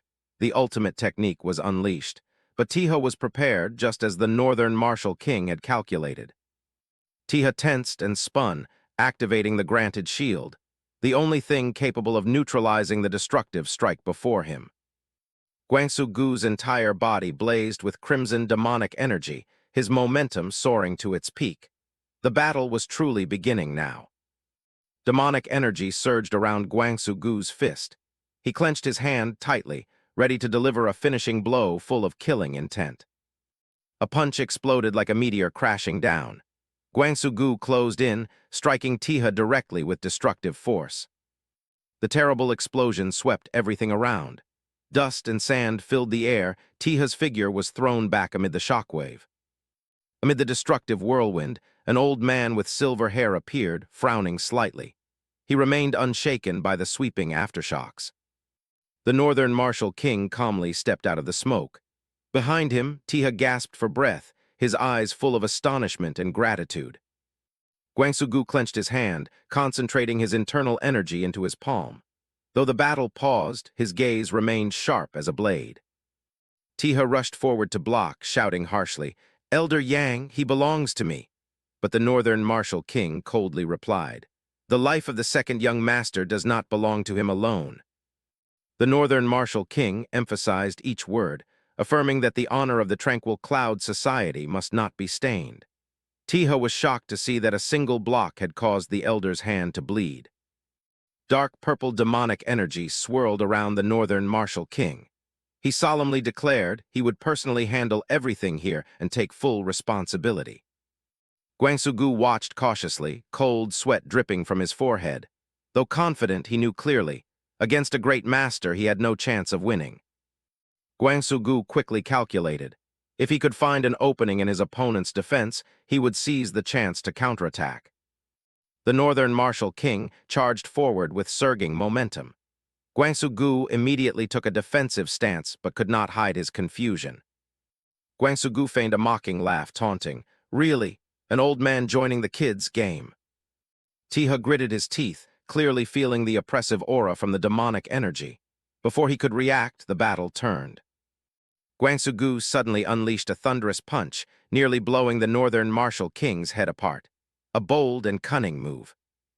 The old man gathered his energy, rushing forward like a purple lightning bolt, his eyes flashing with cold, killing intent. He clenched his fist tightly, purple energy surging, ready to deliver a fatal strike. The young man leaned aside to dodge, a confident smile revealing itself amid the storm. In that brief moment, his gaze turned toward the figure behind, the true target from the start. "It's you!" The punch exploded amid blood and horror, ending a perfect deception. In the silent night, a branch gently swayed under the cold blue moonlight, signaling the approaching moment of change. An old man with silver hair rushed forward in anger, his eyes full of murderous intent, as if about to unleash his fury on someone. A strong young woman suddenly appeared, tightly holding the panicked young man, shouting to stop the violent act. She grabbed his hand, squeezing so hard that bones creaked, challenging the old man standing opposite. "Let's see how much they value you, sir." The old man's eyes were cold as frost, his voice deep and hoarse. "You bastard! Do you still hope to survive this?" Hwa Yoon continued to threaten. "There are 18 more." At the hostage's painful scream, the old man trembled. "You are truly cruel. What do you want me to do with you?" Hwa Yoon spoke coldly. "You just need to answer. If you don't want to see more broken bones, remember this well." The remaining enemy shouted in panic. "Give me Jio Hayuk, today I will spare your life." Hwa Yoon smiled contemptuously. "How foolish." He squeezed tighter, his eyes resolute. "Even if I let you go, you might still kill Hayuk. I'm not that stupid." The blue-haired young man tightened his opponent's fingers, smiling coldly. He calmly declared, if things continued, both he and Jetchenhyuk would die. The restrained man trembled when hearing the name Sa Gongja. Meanwhile, the young man mocked him for once advising others not to live cowardly, yet now begging pitifully. The young man leaned close, whispering in his ear with a terrifying smile spreading. "I will let you live," he said, causing the other to startle suspiciously. A sudden stab pierced through the chest. He screamed in pain, blood gushing out. The young man coldly asked, "Why don't you beg old Yang for mercy?" Old Yang stood there, hands clenched tightly, eyes full of rage. The young man's voice rang out like a final blow. "Haven't you decided yet?" The old man trembled, letting out a desperate cry. I don't know." Sa Gongja made a cruel condition. Either destroy the Danchin or watch Jetchenhyuk slowly die by his own hand. He slowly squeezed the hostage's neck, forcing Elder Yang to choose between lifelong martial arts and the life of the second young master. With an evil smile still on his lips, Sa Gongja coldly declared, "Let's see which is more valuable." Elder Yang stood motionless, his whole body trembling before the cruel choice imposed by the other. Seeing the hesitation, Sa Gongja's eyes flashed, realizing the balance was tipping clearly in his favor. Elder Yang turned his back and walked away, realizing his actions had deepened the rift between Jetchenhyuk and Sa Gongja. Sa Gongja smiled faintly. In his heart, only one thing was clear: survival. Dawn was approaching. Elder Yang was shocked when someone called his name. He looked up toward the rising sun. A painful scream echoed. Elder Yang poured all his strength into launching a final technique in desperation. A blazing red swept across the sky, signaling the decisive moment, where light and blood became one. An explosion erupted fiercely in the courtyard, two opposing forces clashing and shaking the entire space. From the rooftop under the moonlight, a new figure appeared. The sword gleamed with purple energy. He was Elder O Yangmangsan, wielding the power of a martial law enforcer. Jetchenhyuk frowned and stepped forward, his cold gaze warning. "Elder O Yangmangsan, you are not allowed to enter the inner palace at night without permission." O Yangmangsan shouted, charging forward and swinging his sword angrily. "Is this the time to talk about rules? Look at that guy, Sa Gongja." Jetchenhyuk stopped him, speaking softly but with a cold tone. "It's just child's play, Elder Yang. Don't make a big deal out of it. Gongja held Hyok tightly, forcing him to face the truth. Hyok reluctantly accepted the deal, his heart full of resentment. The law enforcer emphasized the thousand-year rule of the demon sect. The strong have the right to take everything from the weak. He urged Gongja to choose his reward. An elder strongly opposed, arguing that Gongja was nameless and unworthy of recognition. But a voice rose, affirming, Gongja has a name. That name Gongja received from his mother. The law enforcer turned to Hyok, demanding he accept defeat. Hyok was stunned, unable to refute. His honor was defeated before the determined gaze and the name Gongja cherished since childhood. Hwayun faced the serious gaze, officially named before all. He was asked, as the strong one, what does he want to take from Hyok? Those words ignited Elder Yang's fury. He charged forward with blazing, murderous intent, unable to accept such an insult. But before he could act, the cold sword of North Martial Lord blocked him, leaving Elder Yang stunned. North Martial Lord affirmed without hesitation, fine, his life is an option. Elder Yang angrily questioned in a harsh tone, but faced with North Martial Lord's calm challenge, he could only scream in helplessness. The Taeyang Palace law envoy coldly declared his role was to uphold the law, not to be drawn into meaningless disputes. Hyok collapsed, trembling hands, eyes filled with despair as he was humiliated like a lowly insect. Hwayun looked down at him, asking sharply, "Do you want to live?" causing Hyok to utter a bitter protest. Hwayun considered his options. Killing him would be a clean end, but the power behind Hyok made him hesitate. He paused, leaving the decision to the elders. Though holding life and death in his hands, Hwayun kept a cool head amid the power struggle. Hwayun coldly observed everything, his mind clear on the answer. Everything obeyed the will of the strongest present. He understood from the start, but still appeared. North Martial Lord had long chosen to act as the arbiter of this confrontation. Hwayun smiled faintly, withdrawing his momentum. Though able to finish it, this time he chose mercy, at least for now. Surprise spread among everyone. Elder Yang, Hyok, and even bystanders did not expect that outcome. Wasting no time, Hwayun struck a fatal blow to Hyok's chest, ending with blood and screams. Hwayun pointed and declared he would settle everything this way. Hyok knelt trembling, facing the cold eyes of North Martial Lord and the approving silver-haired elder. North Martial Lord raised his hand to unleash power, a swirling aura rising to dominate the space, preparing to declare the final verdict of this confrontation.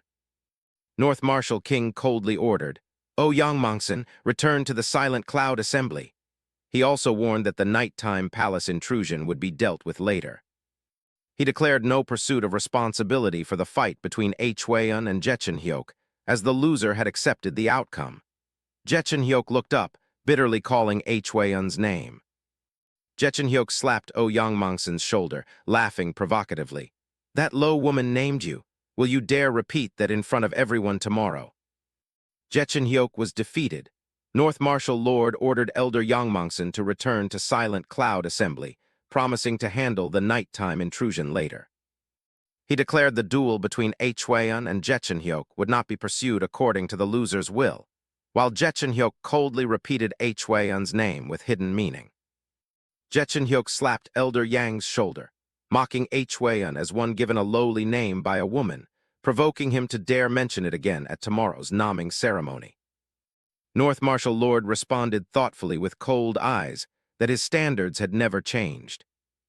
As the master and disciple departed, North Martial Lord congratulated Hwayun and advised him to survive tomorrow, for all must obey the laws of the sun, then swiftly vanished in majestic light. Hwayun was stunned by the reminder of the law of the sun, admitting to himself that he was no longer the northern general. In the quiet late night, Hwayun mocked himself as the disgrace of the Taeyang Divine Palace, then told himself to sleep peacefully without dreams. As Hwayun turned his back and left, shadows silently followed from the darkness, murderous intent spreading through the night. Dawn broke, flocks of birds spread their wings across the clear sky, signaling the start of a new day. In the green forest, two soldiers walked and talked. One confirmed that the palace lord himself had ordered Hwa Yoon to return to his old residence, which had once endured every cold raindrop as a bitter welcome. Two men walked along a quiet corridor, discussing that if Hwa was truly granted a name at tomorrow's naming ceremony, the current situation might change. The long-haired noble laughed mockingly, saying it would be unreasonable if he had to pay out of pocket, but he accepted it because the old man had ordered it. A scream rang out when a body was discovered. It was the corpse of an assassin. The speaker noted that killers often return to the scene. Hwa sat on the assassin's body, coldly looking at the two before him, and asked, "Is it you?"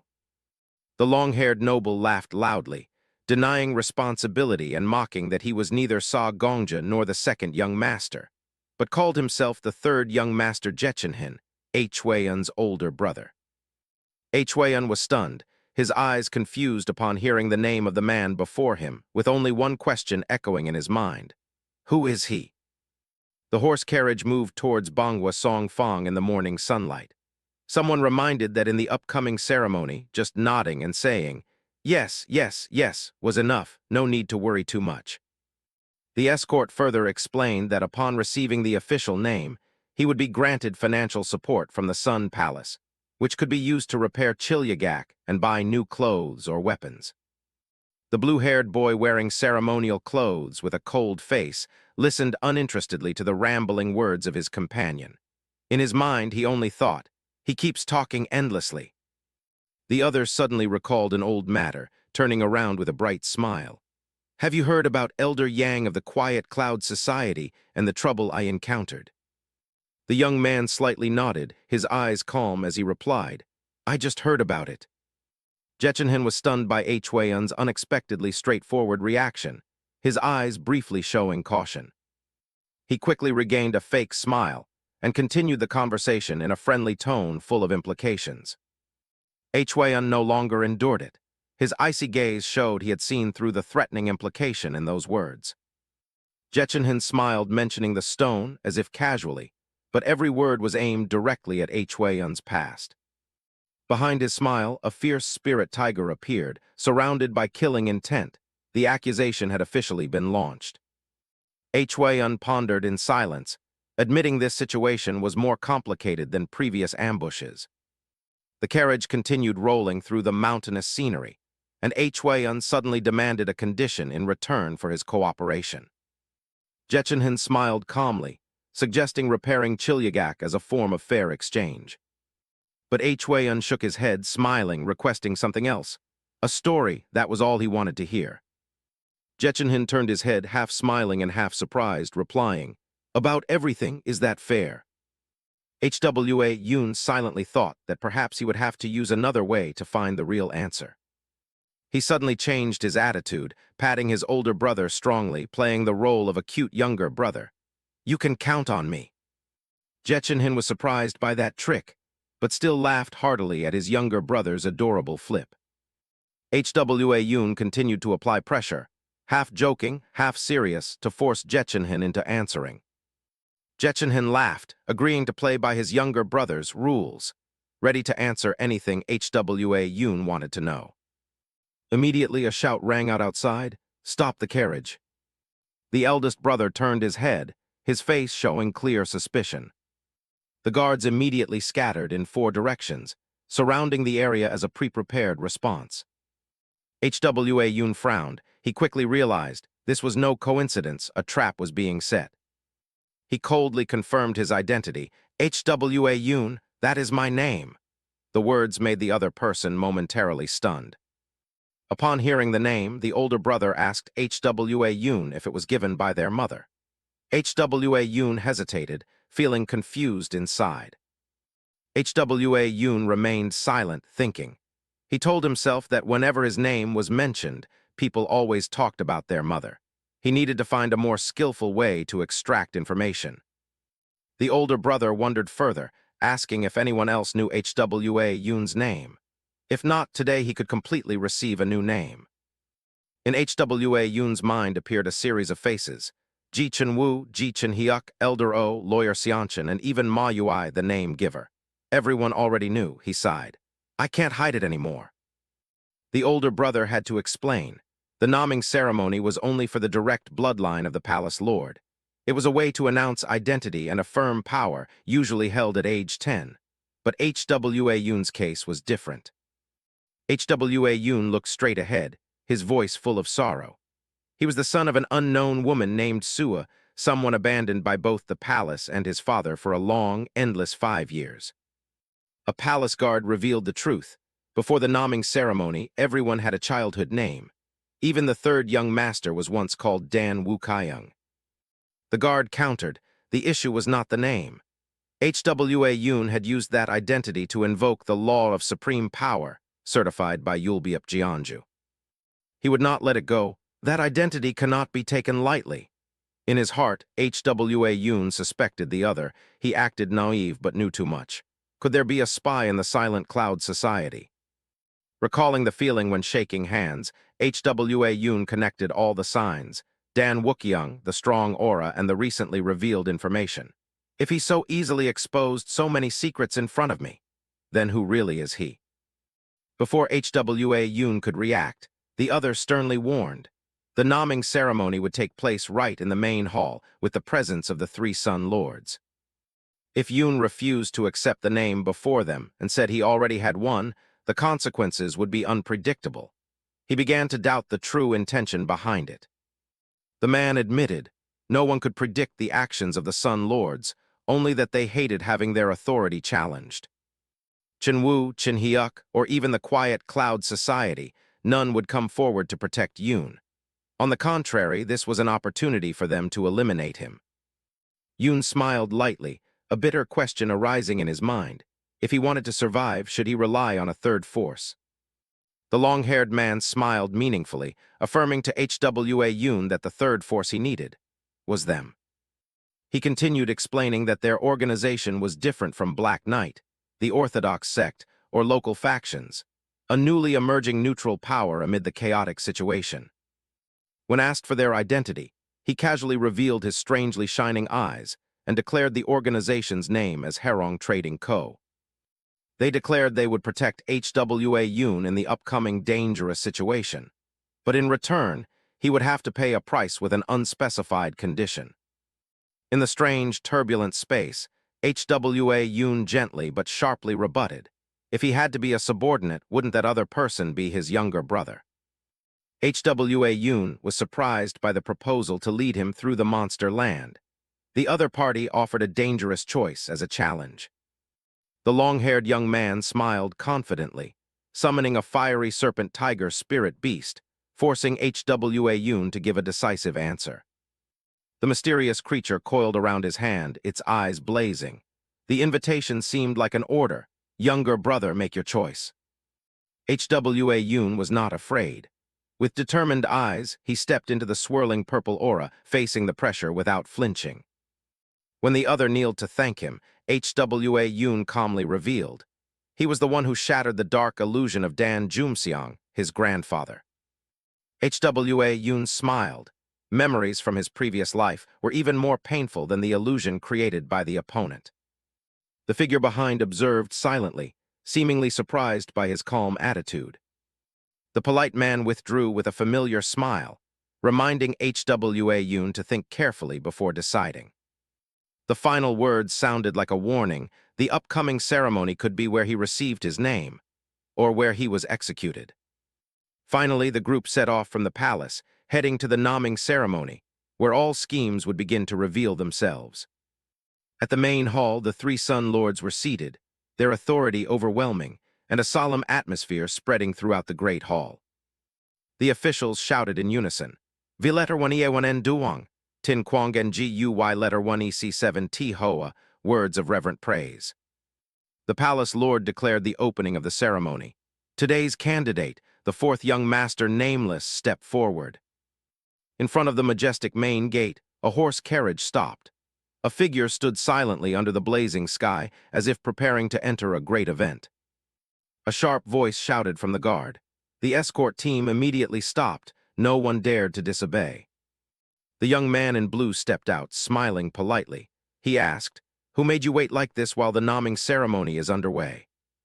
From the front hall, a silver-haired man parted the way. With cold eyes, he replied, "Surely not me." "Right, third prince."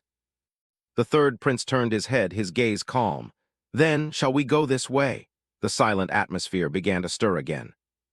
Lord Mai solemnly declared, "I am talking about Hwaeun, my younger brother." His tone asserted authority. Hwaeun stood behind the door, hearing every word clearly, inwardly smirking faintly. Calling him younger brother, truly a meaningless power game. The third prince reminded Lord Mai of the ceremonial rules. The one being named must be escorted by the previous title holder. He voluntarily led Hwaeun onto the stage. Lord Mai suspiciously retorted, "Do you intend to take them to disgrace them in the hall? Since when have you acted so recklessly?"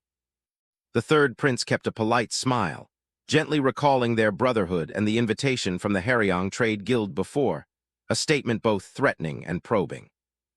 Lord Mai was not courteous at all, bluntly denying any connection with the third prince's faction and refusing to bear the consequences of their actions. A call cut through the tense air, Elder Mai, carrying urgency from the upper hall. Hwaeun briefly doubted upon recognizing the tense relationship between the two factions, but quickly decided to continue the journey. Hwaeun took the ceremonial hat, ready to step up, causing both the third prince and Lord Mai to show surprise. The third prince remained silent, his cold eyes following Hwaeun's steps, emotions rising unpredictably within. On the way, the third prince quietly told Hwaeun to remember, besides him, he had no one else. Hwaeun nodded, responding with a gentle smile. Elder Mai placed the hat on Hwaeun's head, praising his neat appearance. Hwaeun tilted his head in thanks, inwardly suspicious of Elder Mai's sudden appearance. Elder Mai revealed, "This morning, the northern martial sovereign came and recounted the battle where Hwaeun defeated a prince witnessed by Elder Yang." As he stepped onto the stairs, Elder Mai could not hide his surprise at fourth prince's victory, someone who had never learned martial arts. Hwaeun only smiled lightly, modestly crediting his master. Elder Mai glanced at him, mocking Hwaeun's smooth talk, and warned not to use sweet words if his lips were not yet wet with genuine flattery. Elder Mai frowned in thought. Could fourth prince have secretly trained in martial arts? He immediately dismissed that possibility. If he had martial skills, he would not have been suppressed helplessly by the heavenly Tao. A thought flashed in his mind. Could it be the power of the solar heart, the legacy of the eternal Lord? Hwaeun confirmed he did not need the life and death diagram to control it. Lord Mai praised Hwaeun's potential but warned, today he must survive, as the factions of Second Prince and Jingyun sect would certainly not stand by. Another person smiled cunningly. He analyzed, the Tianwu sect might act hastily, but the Black Wolf Pavilion was lazy and would not act soon. A member of the third prince's faction hinted subtly, but he smiled calmly, revealing no weakness. Elder Mai warned Hwaeun to be cautious of the third prince's gaze and words, a sweet snake full of deadly poison. Elder Mai frankly spoke about the ambiguity and uncertainty of the palace lord, who truly holds the balance in today's situation. The sky was gloomy, wind rising. Elder Mai looked up and gave one final instruction. Everything depends on the palace lord. Hwaeun's survival now depends on whether he can impress the palace lord. The third prince silently observed from afar, his suspicious eyes following Mu Myung after a secret conversation with Jang Myung. Before the just-opened ceremonial gate, the third prince smiled and invited Mu Myung to enter the main hall, hiding his true intentions. A resounding shout echoed throughout the hall, "A ray of heavenly sun! A ray of moonlight night!" Two princes stepped in under the gaze of the court officials. The ceremony master loudly called out the title. The one receiving the rank today, fourth Prince Mu Myung, stepped forward. In a corner of the hall, a silent enemy watched. He believed Master Jang Myung had a plan to help him turn the tide. Mu Myung entered the great hall under stern gazes. He was unaware of what schemes had been revealed in the recent conversation between Master and Palace Lord. Standing before the wide-open great door, the second prince smiled and led the way. The investiture ceremony was beginning, all eyes focused on the fourth prince. The one son of heaven, the moonlight night. The proclamation echoed through the great hall, welcoming the two main figures into the ranks of officials. The one receiving the title today, fourth Prince Mu Myung, step forth. A solemn voice rose. Mu Myung lifted his head and advanced with a calm expression. On the high throne, Palace Lord Ji Gangseng radiated fiery aura. Mu Myung's eyes suddenly flashed. He holds the final key, truly worthy of being a great figure of Hui-King. Ji Gangseng solemnly conferred the new title on the fourth prince, Ji Chenmail, Heavenly Destruction. All the ministers bowed simultaneously, shouting the prince's new title in a solemn atmosphere. Ji Chenmail bowed his head, expression silent, as if swallowing the heavy responsibility just bestowed. Ji Gangseng's cold gaze looked down, questioning, "Do you object?" Chenmail replied briefly, "Yes." The ministers were startled in surprise. One asked, "Do you want a different name?" Sun Palace Lord Ji Gangseng solemnly bestowed a new name on the fourth prince, Ji Chenmail, Heavenly Destruction. The court officials all knelt and shouted the one sun and moonlight radiance, congratulating the new title. The fourth prince bowed silently, his eyes hiding complex feelings behind the new title. Ji Gangseng asked sternly if there was any objection. The fourth prince candidly answered, "Yes."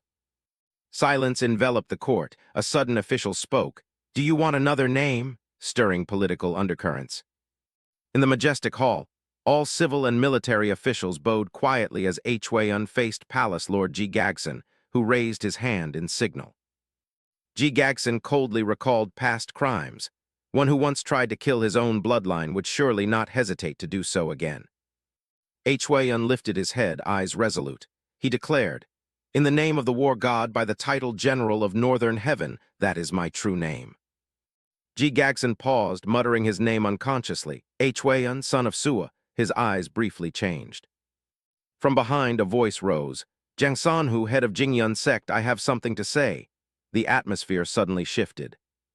Jiang Sanhu stood up, affirming that Hui was not a childish nickname, but a concealment of identity. He loudly accused Hui of hiding his real name before the naming ceremony and demanded immediate execution. Ji Gangseng turned and whispered to Hui that Jiang Sanhu had underestimated him from the start. An elder was startled and asked, "You defeated Ji Chenhayuk?" The person beside answered firmly, "Yes." Upon hearing that Hui also broke Yang Mongshan's arm, Ji Gangseng sneered, "So this is the price to destroy the Sun altar." Hui slightly smiled, his eyes cold, hinting that Ji Chenwu's power only exists thanks to the favor of others. Hui's face tensed as Ji Chenwu decisively ordered, "Choose." A blazing red fire engulfed Ji Chenwu as he pushed Hui into a choice. Become Ji Chenmail and settle, or continue as Hui walking a thorny path. A mysterious figure rushed into the main hall at terrifying speed, astonished by the superhuman power manifesting. The magical flames erupted, tearing space apart, swirling around Ji Chenwu, a realm only fewer than 20 people in the world have ever reached. A fierce spiritual energy wave swept through, causing the officials below to panic and collapse, not daring to look up directly. The senior elders also startled and rose abruptly, their eyes heavy with fear at Hui's unleashed aura. Amid the chaotic light, Hui declared loudly, "Joy, sorrow, hatred, happiness, or pain, I give them all their names." The palace lord's face flickered with shock as Hui's aura far exceeded expectations, revealing an irreversible choice. Hui roared, throwing a challenging punch. The blazing red energy shattered the distance between him and the palace lord in a life-or-death moment. Hui clenched his jaw, his mind wavering. He knew he could step back and bow, but that would mean denying himself. Amid the blazing red aura, Hui shouted firmly, "Past, present, or future, I am still Hui." That declaration shook the entire great hall. Hui clenched his fists tightly, struggling within. He could bow his head, he could retreat, but if he gave up on himself, everything would become meaningless. Amidst the blazing radiance, Hui declared firmly, whether past, present, or future, he remains himself. His name is Hui. A burst of energy exploded from Hui's chest, dyeing the hall red. The fire of will combined with spiritual strength made everyone's hearts race wildly. The great ministers could not hide their fear. Before them stood a completely different Hui, standing tall like an unquenchable flame. The enemy squinted, trying to stay calm as Hwayan approached, surrounded by fiery aura, pressure weighing heavily over the hall. Jichen Mile remained silent, his cold gaze fixed on Hwayan without a word. Finally, he turned and consented. If this is your choice, then so be it. The Emperor's proclamation echoed through the hall. From this moment on, his name is Hwayan.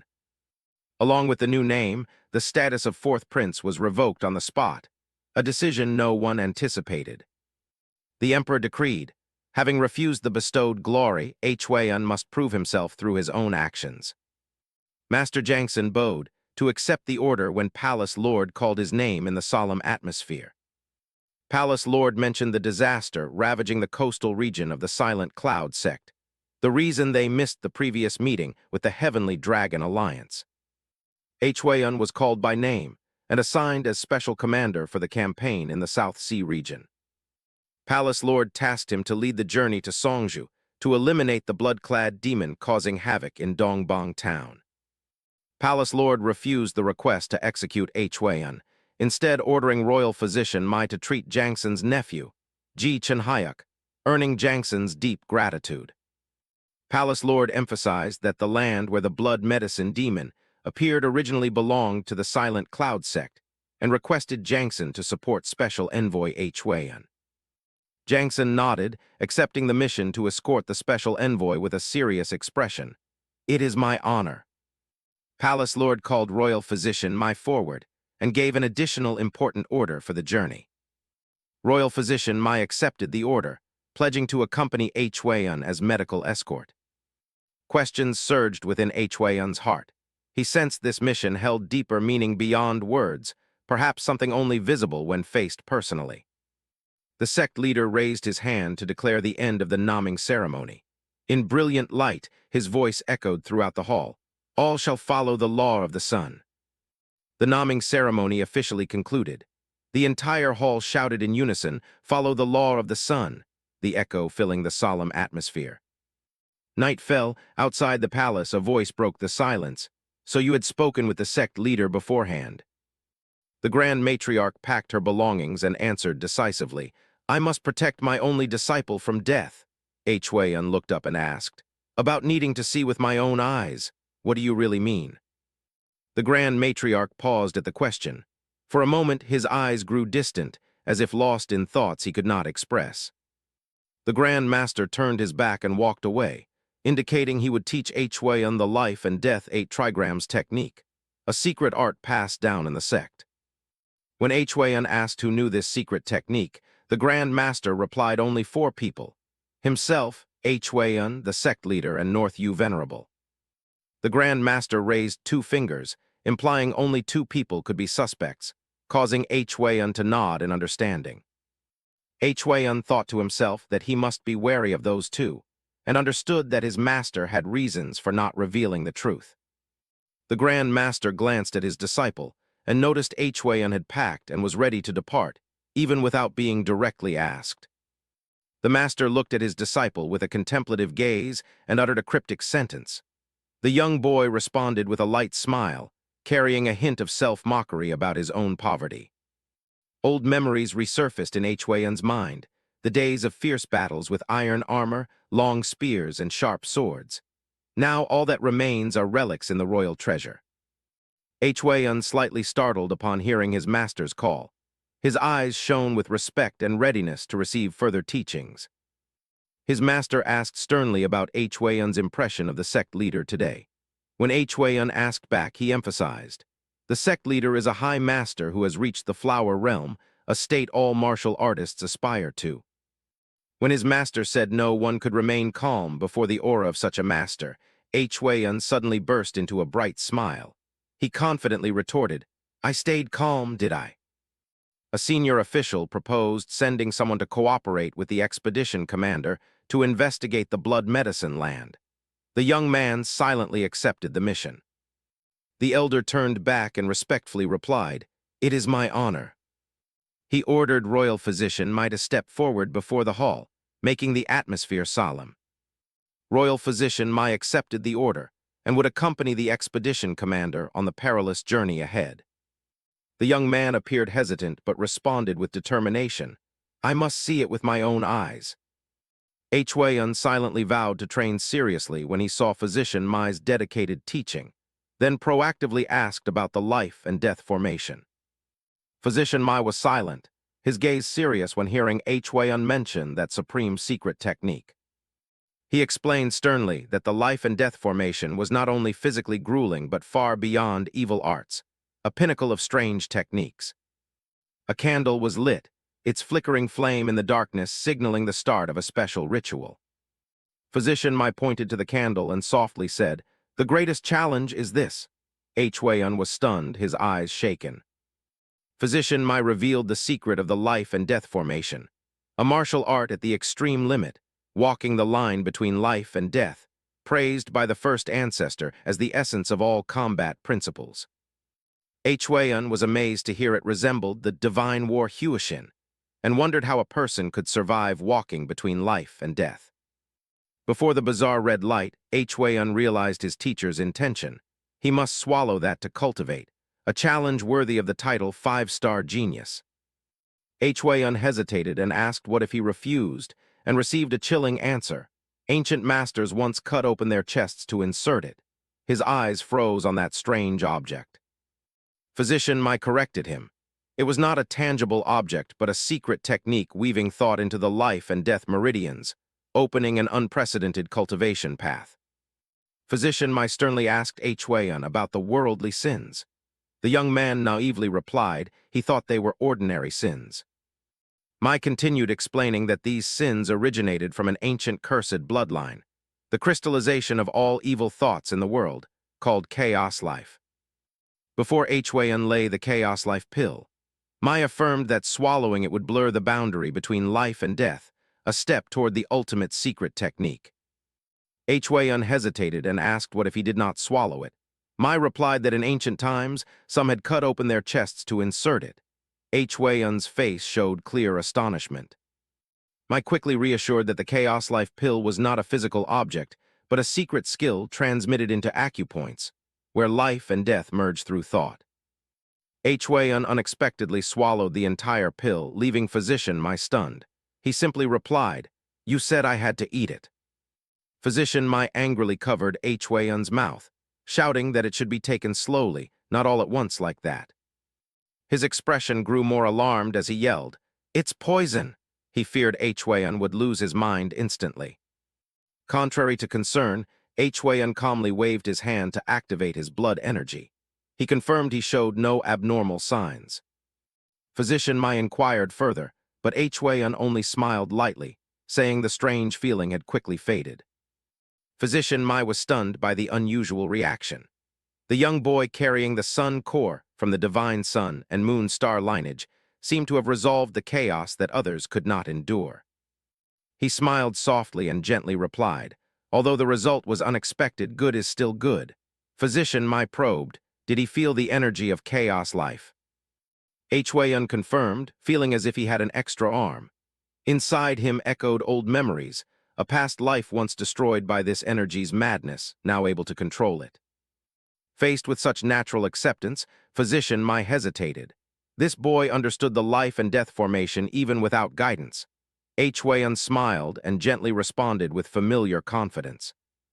Physician Mai watched him leave, silently marveling. Could this be how the power of the stars awakens? At Jangjeong Fortress, Elder Hwan received an imperial summons to discuss the spring ceremony. While Hwan pondered the intentions behind the ritual, a servant confirmed he had not heard the details clearly. Hwan ordered him to withdraw, eyes still fixed on the star chart. Elder Hachin Sing of Hanchun suddenly was shocked, his gaze shaken as he looked up at the night sky. A dazzling beam tore through the night, a light that recalled terrifying memories in his mind. Chinsing murmured, as if reliving a fateful moment. The day his master, the supreme predecessor of Hanchun, died after the prophetic peace ceremony. Blood dripped onto the astrological formation, evoking the fateful memory of the day Sion Hwaeun, the devourer of all evil, descended.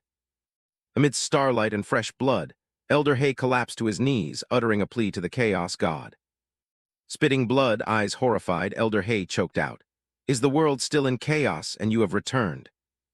From the night sky, the war god constellation blazed brightly, a sign heralding the return of the war god who will overturn the world's fate. The carriage quietly rolled through the city gate in the twilight, carrying a young man imbued with the chaotic energy newly absorbed from the chaos Musengden last night. The young man with sharp eyes assessed the opponent's strength, someone only at the first rank, possibly even second or third rank. He lightly blamed the opponent for slowing down their morning journey, his voice frank and straightforward. Feeling annoyed inside, he glanced at the stranger accompanying them, wondering why that person joined this trip. The stranger laughed and explained he came to check on the young master's situation under the order of the sect leader, despite being treated like a minor lord. He continued to hint that the young master's arm had been injured, and did not forget to remind that the old man's disciple was truly ruthless. The young man forced a smile, saying it was just a minor injury, but the old man snapped, the arm was completely shattered. The man in red laughed coldly, asserting that if he had not intervened, just with words, the young master would have crippled Elder Yang's martial arts. He nodded innocently, smiling naively as he recalled, Elder Yang's right arm was indeed smashed. The man nodded to confirm the injury had been treated. All major joints had been reset. Recovery was going quite well. The red-clad martial artist stared into the void, unable to hide his astonishment. The powers Huan displayed far exceeded the limits of an ordinary youth.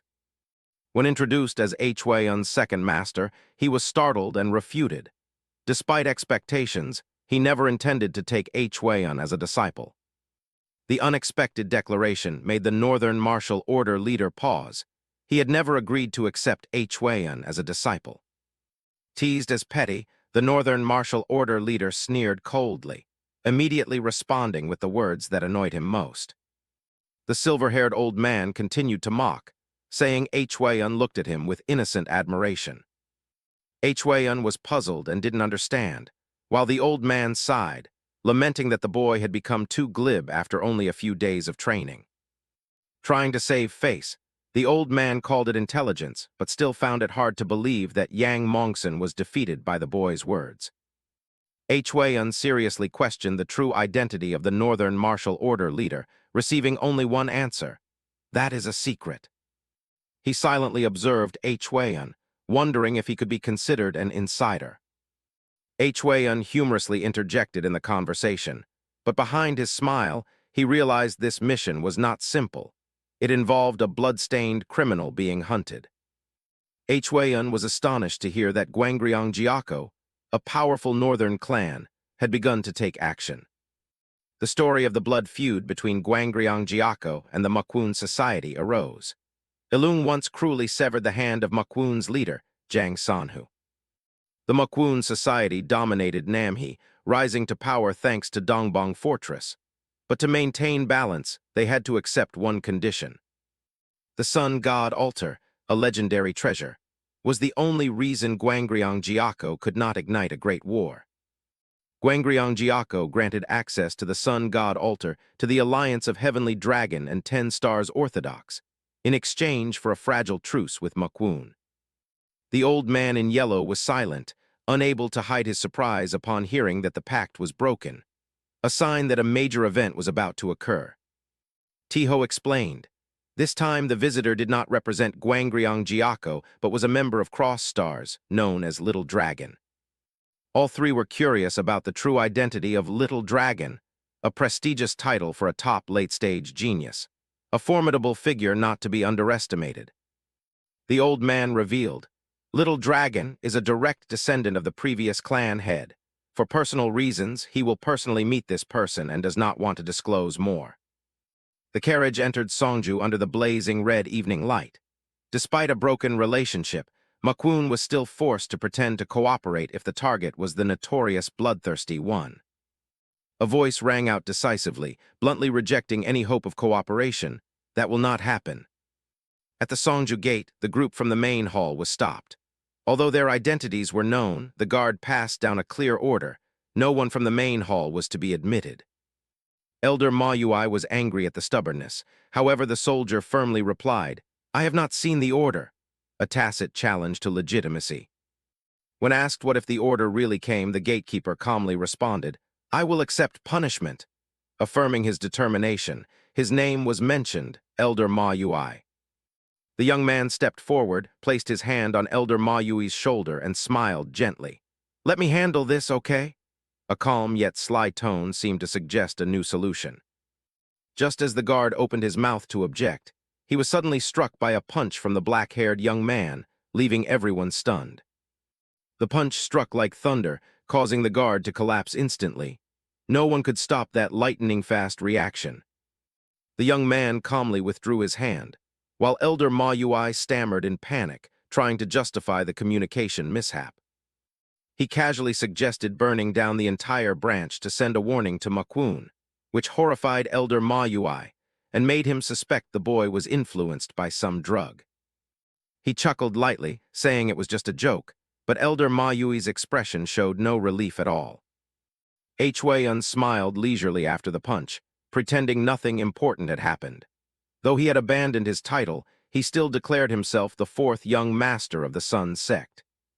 When reminded that he had renounced his title, Hwayun calmly replied that he had not received an official order yet, so he still retained that status. The two master and disciple left the Makwun branch, leaving the unconscious gatekeeper behind. Hwayun gently reminded, "I told you I was joking." Night fell and Hwayun intended to go out for some fresh air. But the old man spoke up, probing the disciple's unusual steps. Hwayun poured out his worries about having to train in the valley of life and death.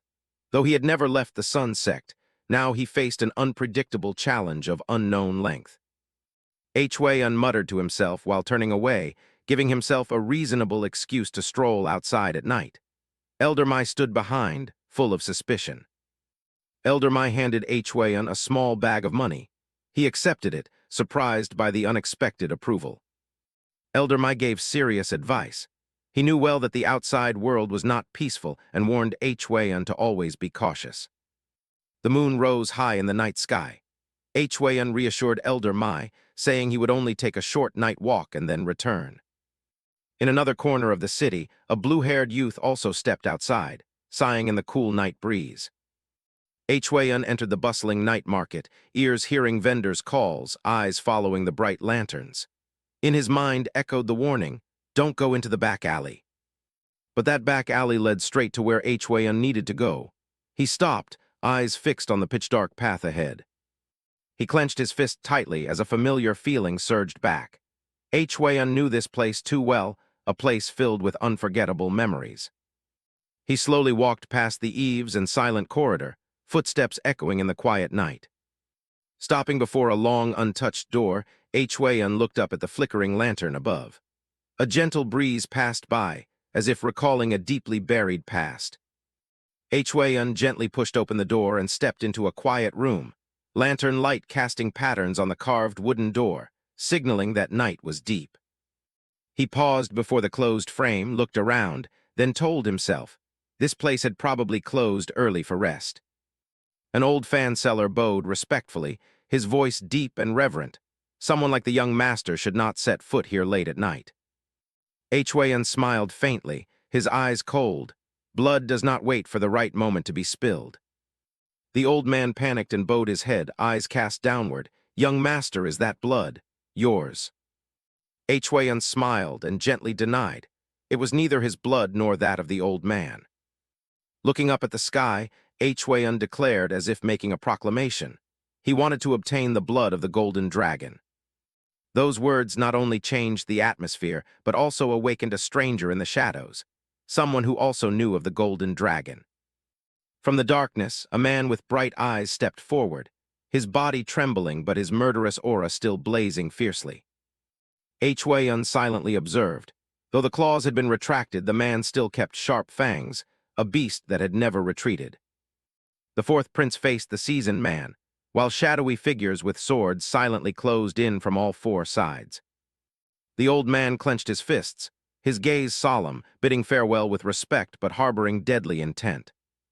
The fourth prince gave a faint smile and asked with hidden meaning, "You greeted me twice because you think I am about to die." The self-proclaimed name, Godikmea Yonemchen caused the old man's face to pale, his expression revealing undeniable shock. At that moment, an assassin lunged from the rooftop. The fourth prince was silent, his cold eyes tracking the impending deadly strike. Sensing something amiss, the old man turned his head to look up at the rooftop. From the darkness, black-clad assassins dove straight at Hwaeun's head. The battle had no way out. The assassin team in the shadows suddenly rushed forward, their momentum overwhelming like a night storm. The old man froze when he heard the mention of the bloodline of the yellow dragon, a signal long buried in the past. Poisonous rain fell like a barrage of bullets. The young man stepped lightly, gliding like the wind, astonishingly precise. Hwaeun counterattacked swiftly, the sword's light drawing a streak that cut through the killing aura, splitting the darkness. A red aura flared from his body. Hwaeun, carrying the awakened bloodline, unleashed a fierce counterattack like thunder. Hwaeun's chest blazed, a fiery red heart beating strongly with each breath, a sign of the bloodline's power awakening. Godikmea was stunned. He had faced countless masters, but only one had ever given him such a chilling feeling. He turned away, ordering the assassins, "Kill him!" The scene was filled with the scent of death, suffused with deadly intent. Hwaeun remained unshaken. He knew the signal alone was not enough. The locals would be endangered if the battle dragged on. Godikmea responded with contempt. He sensed no internal strength in Hwaeun, thinking he had only learned some trivial spells. Hwaeun calmly stood in the encirclement while the assassins charged with fierce killing intent. Godikmea coldly declared, "Whatever it is, it's useless against them." Hwaeun realized the attack formation was a basic array, but that was exactly the opportunity he had been waiting for. Red flames erupted around Hwaeun as he unleashed the supreme secret technique passed down in Hwajung, the ultimate skill Hwashin Deramu, Byokrashin Hwangriu. His hands formed seals, gathering energy and focus, releasing a fierce blaze as if to burn everything to ashes. Godikmea was shaken witnessing this scene, his face pale as he exclaimed, "Impossible!"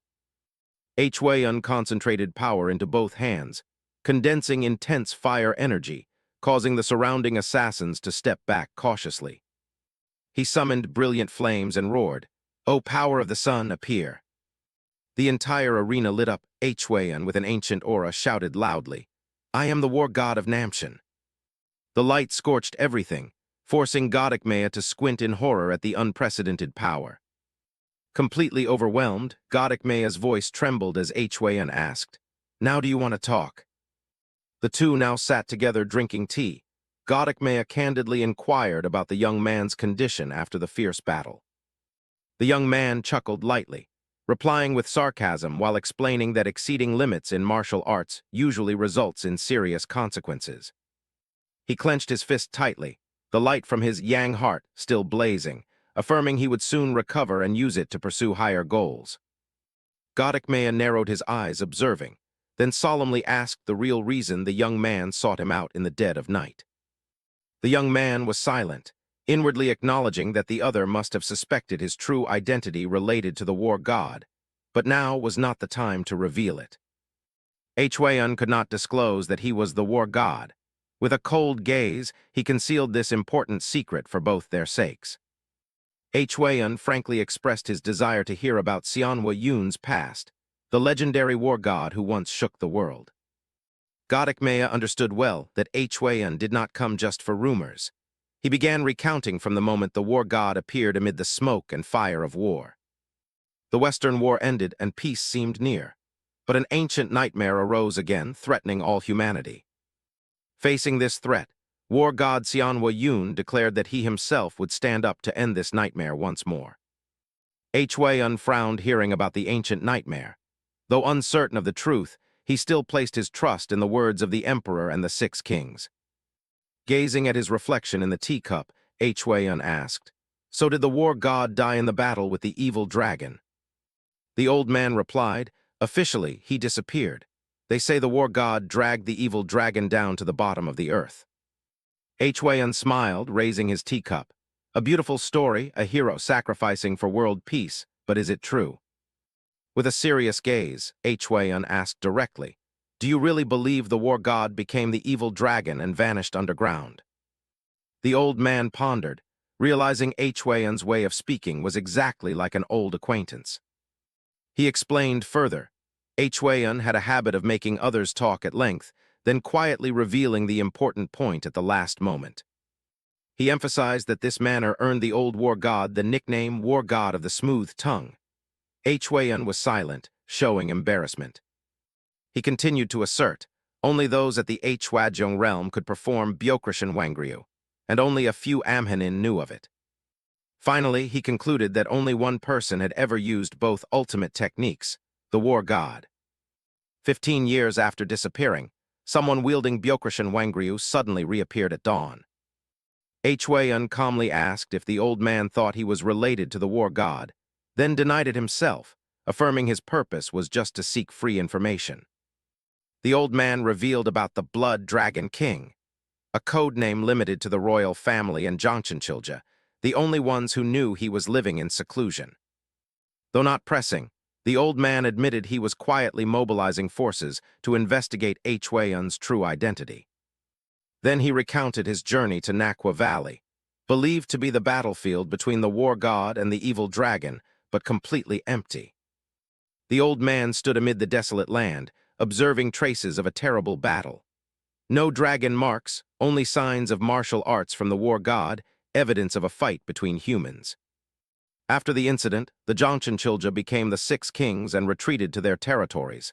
Since then, they hardly acted. Sword King Sang Wibok remained inactive at Changlang for many years. Since the war god disappeared, no one dared confirm whether his fate was due to accident or conspiracy. Hwayan whispered a name, Yon Namchen, as if understanding something. The old man bowed slightly, his eyes sharp, asking directly, "So you want revenge, heir of the war god?" Hwayan lowered his eyes, replying calmly but with hidden meaning, "That is your thought." A question echoed within, "Is the war god still alive?" Namchen bowed his head, his gaze complex. When asked about his connection to the war god, he frankly denied any relation because he was the war god himself. The elderly man silently widened his eyes. Faced with that declaration, he only pondered, then gently agreed, "If so, I will do as such." The old man smiled kindly, suggesting Namchen live with a smile the old war god had never had. Namchen smiled back, his eyes shining brightly in the early morning. "I understand. I will live like that, Namchen." The old man handed Namchen a red box, calling it the last gift he could give. Inside the box, he revealed the Thunder Dragon Sea, a place where sages gather to collect and analyze information. Namchen was stunned to realize he was holding a special edition created by the old man himself. Unable to accompany him personally, the old man sent a woman in black from the 12 Shadows to assist Namchen. The masked girl appeared with cold eyes. Although Namchen once pointed a sword at her, the old man still trusted her to support him. Namchen agreed to take on the mission, while a mysterious figure with long black hair suddenly appeared, signaling impending turmoil. The old man subtly reminded Namchen of the true objective, to gather information about Sa Gongja, who came from the Solar Palace. Surprised by the old man's sharpness, Namchen could only smile in admiration. Just as he predicted, this person knew too much. The news was confirmed. Sa Gongja had acted unusually in Songju, even defeating the gatekeeper, something that made the old man suspicious. A bearded master recalled Namchen's spirit when facing the Lord. Though young, he showed a resolve that commanded respect. A cub is still a tiger. Lord Gong was summoned, stoed before the chief, and received orders. The tense atmosphere signaled an important decision was about to be made. Gong Hupiang, regional commander, emphasized the key role of Songju and the Silent Cloud Society in building the Solar Palace today. Cheng Mui, leader of the Blood Wave Unit, interrupted bluntly, showing impatience with the long-winded talk. Gong Hupiang did not hide his anger when mentioning Sa Gongja, the one who dared to harm Ji Chenhyuk. Cheng Mui responded with fury and threats of tearing him apart. However, both had to restrain themselves upon realizing the presence of close aides beside the Lord. One wrong move could ignite wrath. The chief coldly proposed responding as the enemy did, strike first, then erase all traces. Chengmui worried the great doctor would recognize the culprit due to familiarity. Gong Hupiang replied, "Just keep him busy." They debated how to distract the great doctor, as he only acted when truly necessary. A special strategy was considered. The chief mentioned the Amchen poison shard. If someone is poisoned, even that motionless doctor must intervene. The chief pondered, are they really planning to use Amchen to eliminate Sa Gongja Hwa Yun? Lord Gong questioned the true motive of the Solar Palace Lord in sending Sa Gongja. They all understood it was no coincidence. Gong Hupiang confirmed Sa Gongja was originally a sacrifice. Chengmui laughed loudly, eager to act, while they planned to deploy both scouts and Kingmu guards. The attack order was given. For them, the first sacrifice was difficult, but the second was merely a tool to maintain peace. Lord Gong decisively gave the order. Blood must be paid with blood. The Blood Wave unit and scouts immediately set out. Elsewhere, a sharp gaze observed everything. This person realized such intelligence should not be buried in the countryside. The Blood Cannon demon had arrived in Songju, hunting for a lost ancient treasure. Hwa Yun confirmed that to end the aftermath, they must act against the Silent Cloud Society.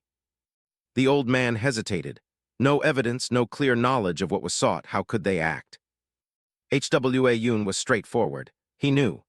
That item once belonged to martial god Xianhua Yun, his legendary ancestor. The blood-forged sword from years ago, a lightning flash tearing through the night sky, was Xianhua's relic, now about to be uncovered. The silver-haired man revealed a weapon that once terrified all martial arts circles. The Amchen Ilguang Demon Sword, also called the Amchen Demon Sword. The demon sword once devoured anyone who dared to touch it, but only the martial god, the only one who could control it, treated it like an ordinary sword. After the martial god disappeared, the demon sword shattered into many pieces, releasing a fierce demonic aura that spread throughout the central plains. The man confirmed that a piece of the sword was present in Songju, and as Sa Gongja of the Solar Palace, he should be aware of this. Hwa Yun asserted, as long as he could enter the main hall of the Silent Cloud Society, he would identify the shard. Then, suddenly, a knock on the door sounded. A man from the Silent Cloud Society came to apologize and requested to see the doctor urgently. Under the pretense of desperation, he insisted on meeting the doctor immediately, causing confusion inside. He hurriedly explained that a leader in the group had been poisoned, his blood turning black, and his condition was extremely critical. He earnestly begged for help, forcing the doctor to ask for the victim's identity to decide. Unable to provide a reasonable explanation, he reluctantly revealed that the victim was the young master Ji Chenhyuk, someone deeply cherished by the Lord. The man in black bowed apologetically, admitting that because the doctor was not seeing visitors, they had acted excessively under the leader's orders. When asked why, the old man in yellow froze upon learning that those poisoned were Sarihiam and the gatekeeper. Hwa Yun was suspicious, unsure if it was coincidence or conspiracy. Both the doctor's colleague and friend were poisoned strangely. The man confirmed that Sarihiam was the one who examined the guard's injuries. By afternoon, both began vomiting black blood. Hearing Sarihiam's name, the old man immediately stood up, deciding to go personally. But just as he intended to take Hwa Yun along, a voice interrupted to stop him. The doctor was angry upon learning Sa Gongja was banned from the main hall, considering the reason unreasonable since he also belonged to the Solar Palace. The man in black tried to warn, nothing in this world is so coincidental, implying Sa Gongja's presence could endanger Chenhyuk. He confessed, the ban was only to protect Sa Gongja, because once inside, no one could guarantee his safe return. The man emphasized that the Yado, Kingmu, and Blood Fang units could attack Sa Gongja immediately, but the doctor still worried about leaving him alone. Sa Gongja smiled reassuringly, affirming he was no longer a child and nothing could happen, especially while still on Silent Cloud's land. The old lord agreed to let Hwa Yun stay, advising him to seek help from a nearby law envoy if anything happened. The old lord and his subordinates left the great hall, stepping toward where the incident was unfolding with heavy hearts. Left alone, Hwa Yun sighed, trying to reassure himself that everything might just be coincidence. Yet intuition warned him that blood was about to be shed, a dark and murderous aura swirling around his body. At that moment, deadly lightning bolts shot through the window, striking directly where HWA Yoon sat. A barrage of spears pierced through the window, flying coldly into the room with lethal intent. The ground trembled as spears plunged in, creating a cloud of dust amid the silent night. HWA Yoon narrowed his eyes tightly and stood in the darkness. He was ready, blood would be spilled, but it would be the enemy, not theirs. In the dim light, Hwaeun thoughtfully sipped tea, softly calling out to the 12 Shadows, the secret organization he still kept in contact with. A shadow descended from the ceiling, reporting a sudden change. Half of the Blood Tide team and the entire Recon Bird team had been replaced. Hwaeun cautiously inquired about the nature of the Recon Bird team. A flashback revealed they were a mix of intelligence agents and assassins, experts in stealth and various techniques. Looking over the silent cloud mansion at night, Hwaeun bluntly asked, "What percentage chance do I have to survive and leave here?" The messenger quietly stepped closer, surprised by Hwaeun's calmness and unusual frankness amid the surrounding dangers. Hwaeun turned back, eyes full of challenge, smiling as he asked, "Want a bet with me?" He confidently declared, "I bet I survive and you bet I die." If he won, he wanted all his questions answered. The girl in black retorted, "If you live, then nothing changes." Hwaeun calmly replied, "Because I'm sure I will win." The girl silently stared at Hwaeun, unable to deny his boldness and confidence. In the quiet night, a shadow silently slipped past the door, signaling that an incident was approaching. Poisonous mist began spreading around Ji-Chenmail, its pungent scent hinting at an invisible threat tightening its grip. Step by silent step, it advanced into the mist, signaling the enemy's intent to directly finish him off. Ji-Chenmail calmly breathed in, confident because Solar Heart made his body immune to toxins. A shadow dashed through the thick fog, carrying a tightly compressed murderous intent. Ji-Chenmail reacted instantly, his sword flashing as it cut through the enemy's deadly attack. The assassin panicked and shouted upon realizing Hwaeun was completely unaffected by the poisonous mist. Unable to react in time, he was horrified as Hwaeun suddenly closed in and easily disarmed him. With cold eyes, Hwaeun delivered a precise strike, chopping the sword cleanly from his opponent's hand. He trembled and stepped back, while Hwaeun calmly raised his sword, the reflection in the cold blade like a fate already sealed. In shimmering blue light, Hwaeun closed his eyes, the calm before the storm ready to sweep away his enemies. The group of assassins charged simultaneously, surrounding Hwaeun amid the lingering poisonous smoke, determined to kill him on the spot. One attacker swooped down from above, eyes blazing with murderous intent, but Hwaeun remained calm, closing his eyes and gently turning his body. Hwaeun's sword unleashed a heavy slash, the compressed power creating a fierce wave of blood. He shifted his attack stance, spinning the blade at an unimaginable speed, delivering absolute force in every strike. In the streak of red light, each enemy fell under Hwaeun's deadly whirlwind. None could withstand a single blow. The blade stained with blood, each deep red drop falling onto the tiled floor. The weapon grew heavier with blood. That was the destiny of killing intent. And it was Hwaeun, the blood war god, who bore the fate of feeding that sword with blood. Under the overwhelming killing intent, the enemies fled in terror. One trembling shouted, "Retreat!" Hwaeun stepped forward, eyes icy cold. His voice rang out calm yet imposing, "Beg for your life." He stomped beside the defeated foe, speaking evenly, "Say it, beg for a death like a dog, beg this once." Two enemies angrily roared at the insult, yelling that Hwaeun was worse than dogs. Hwaeun smiled calmly, sword in hand ready, revealing that no one taught him. Only the beat of the Solar Heart was enough. On the sickbed, a weak man blamed the royal physician for deceiving him. The man in yellow robes replied coldly, "I had no other choice."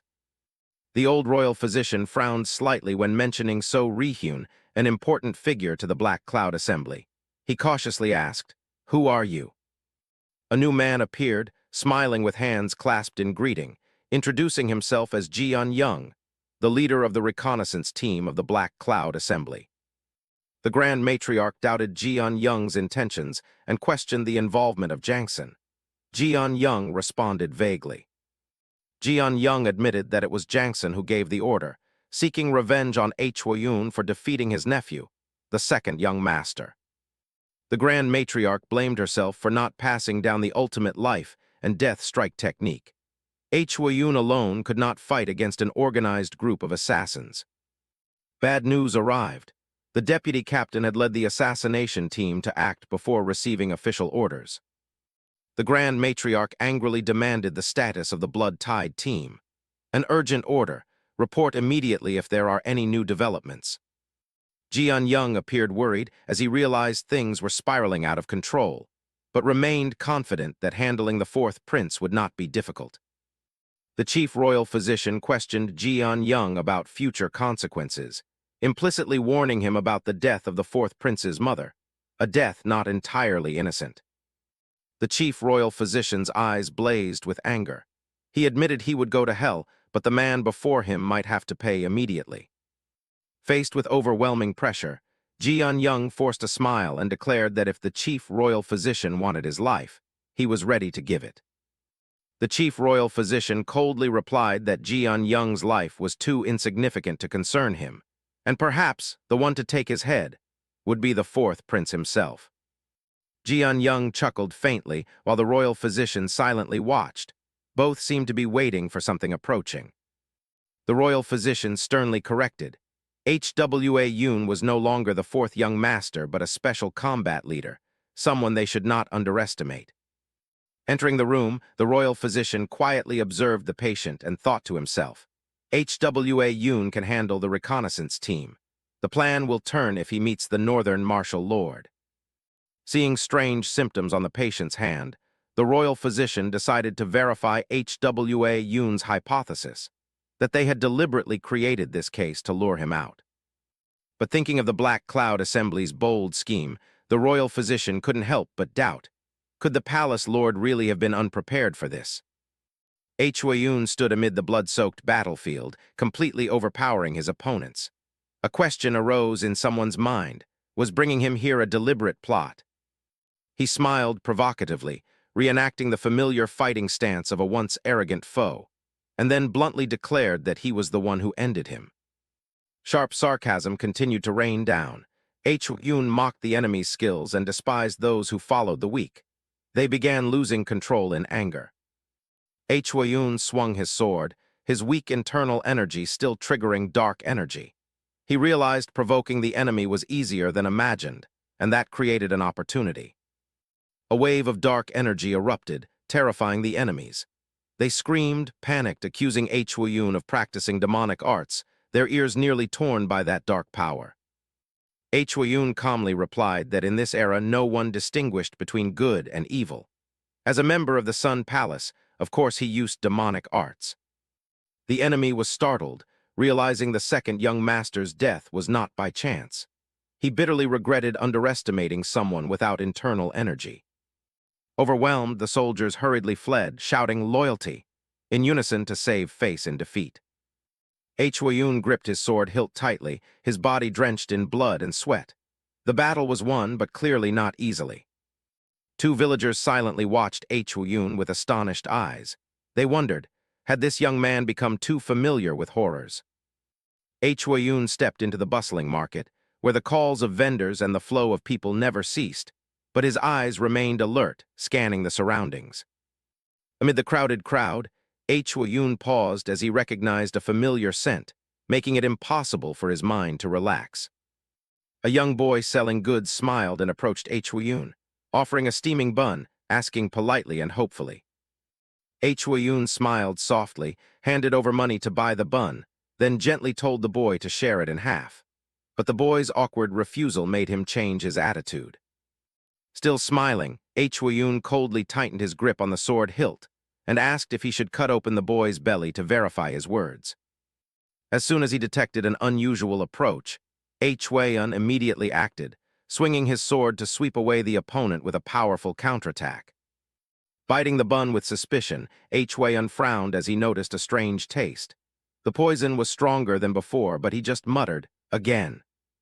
Despite being poisoned, Wei remained calm.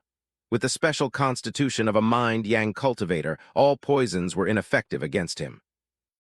Wei smiled upon receiving information from 12 Shadows. The destination was Great Thunder Yellow Dragon Temple, where the Northern Martial Lord was present. He silently placed a bet on the journey. If he arrived before being assassinated, that would be a victory. If he fell to a sneak attack, then the win belonged to them. Amid the lively streets, Wei strode into the night that was setting traps. The real battle was only just beginning.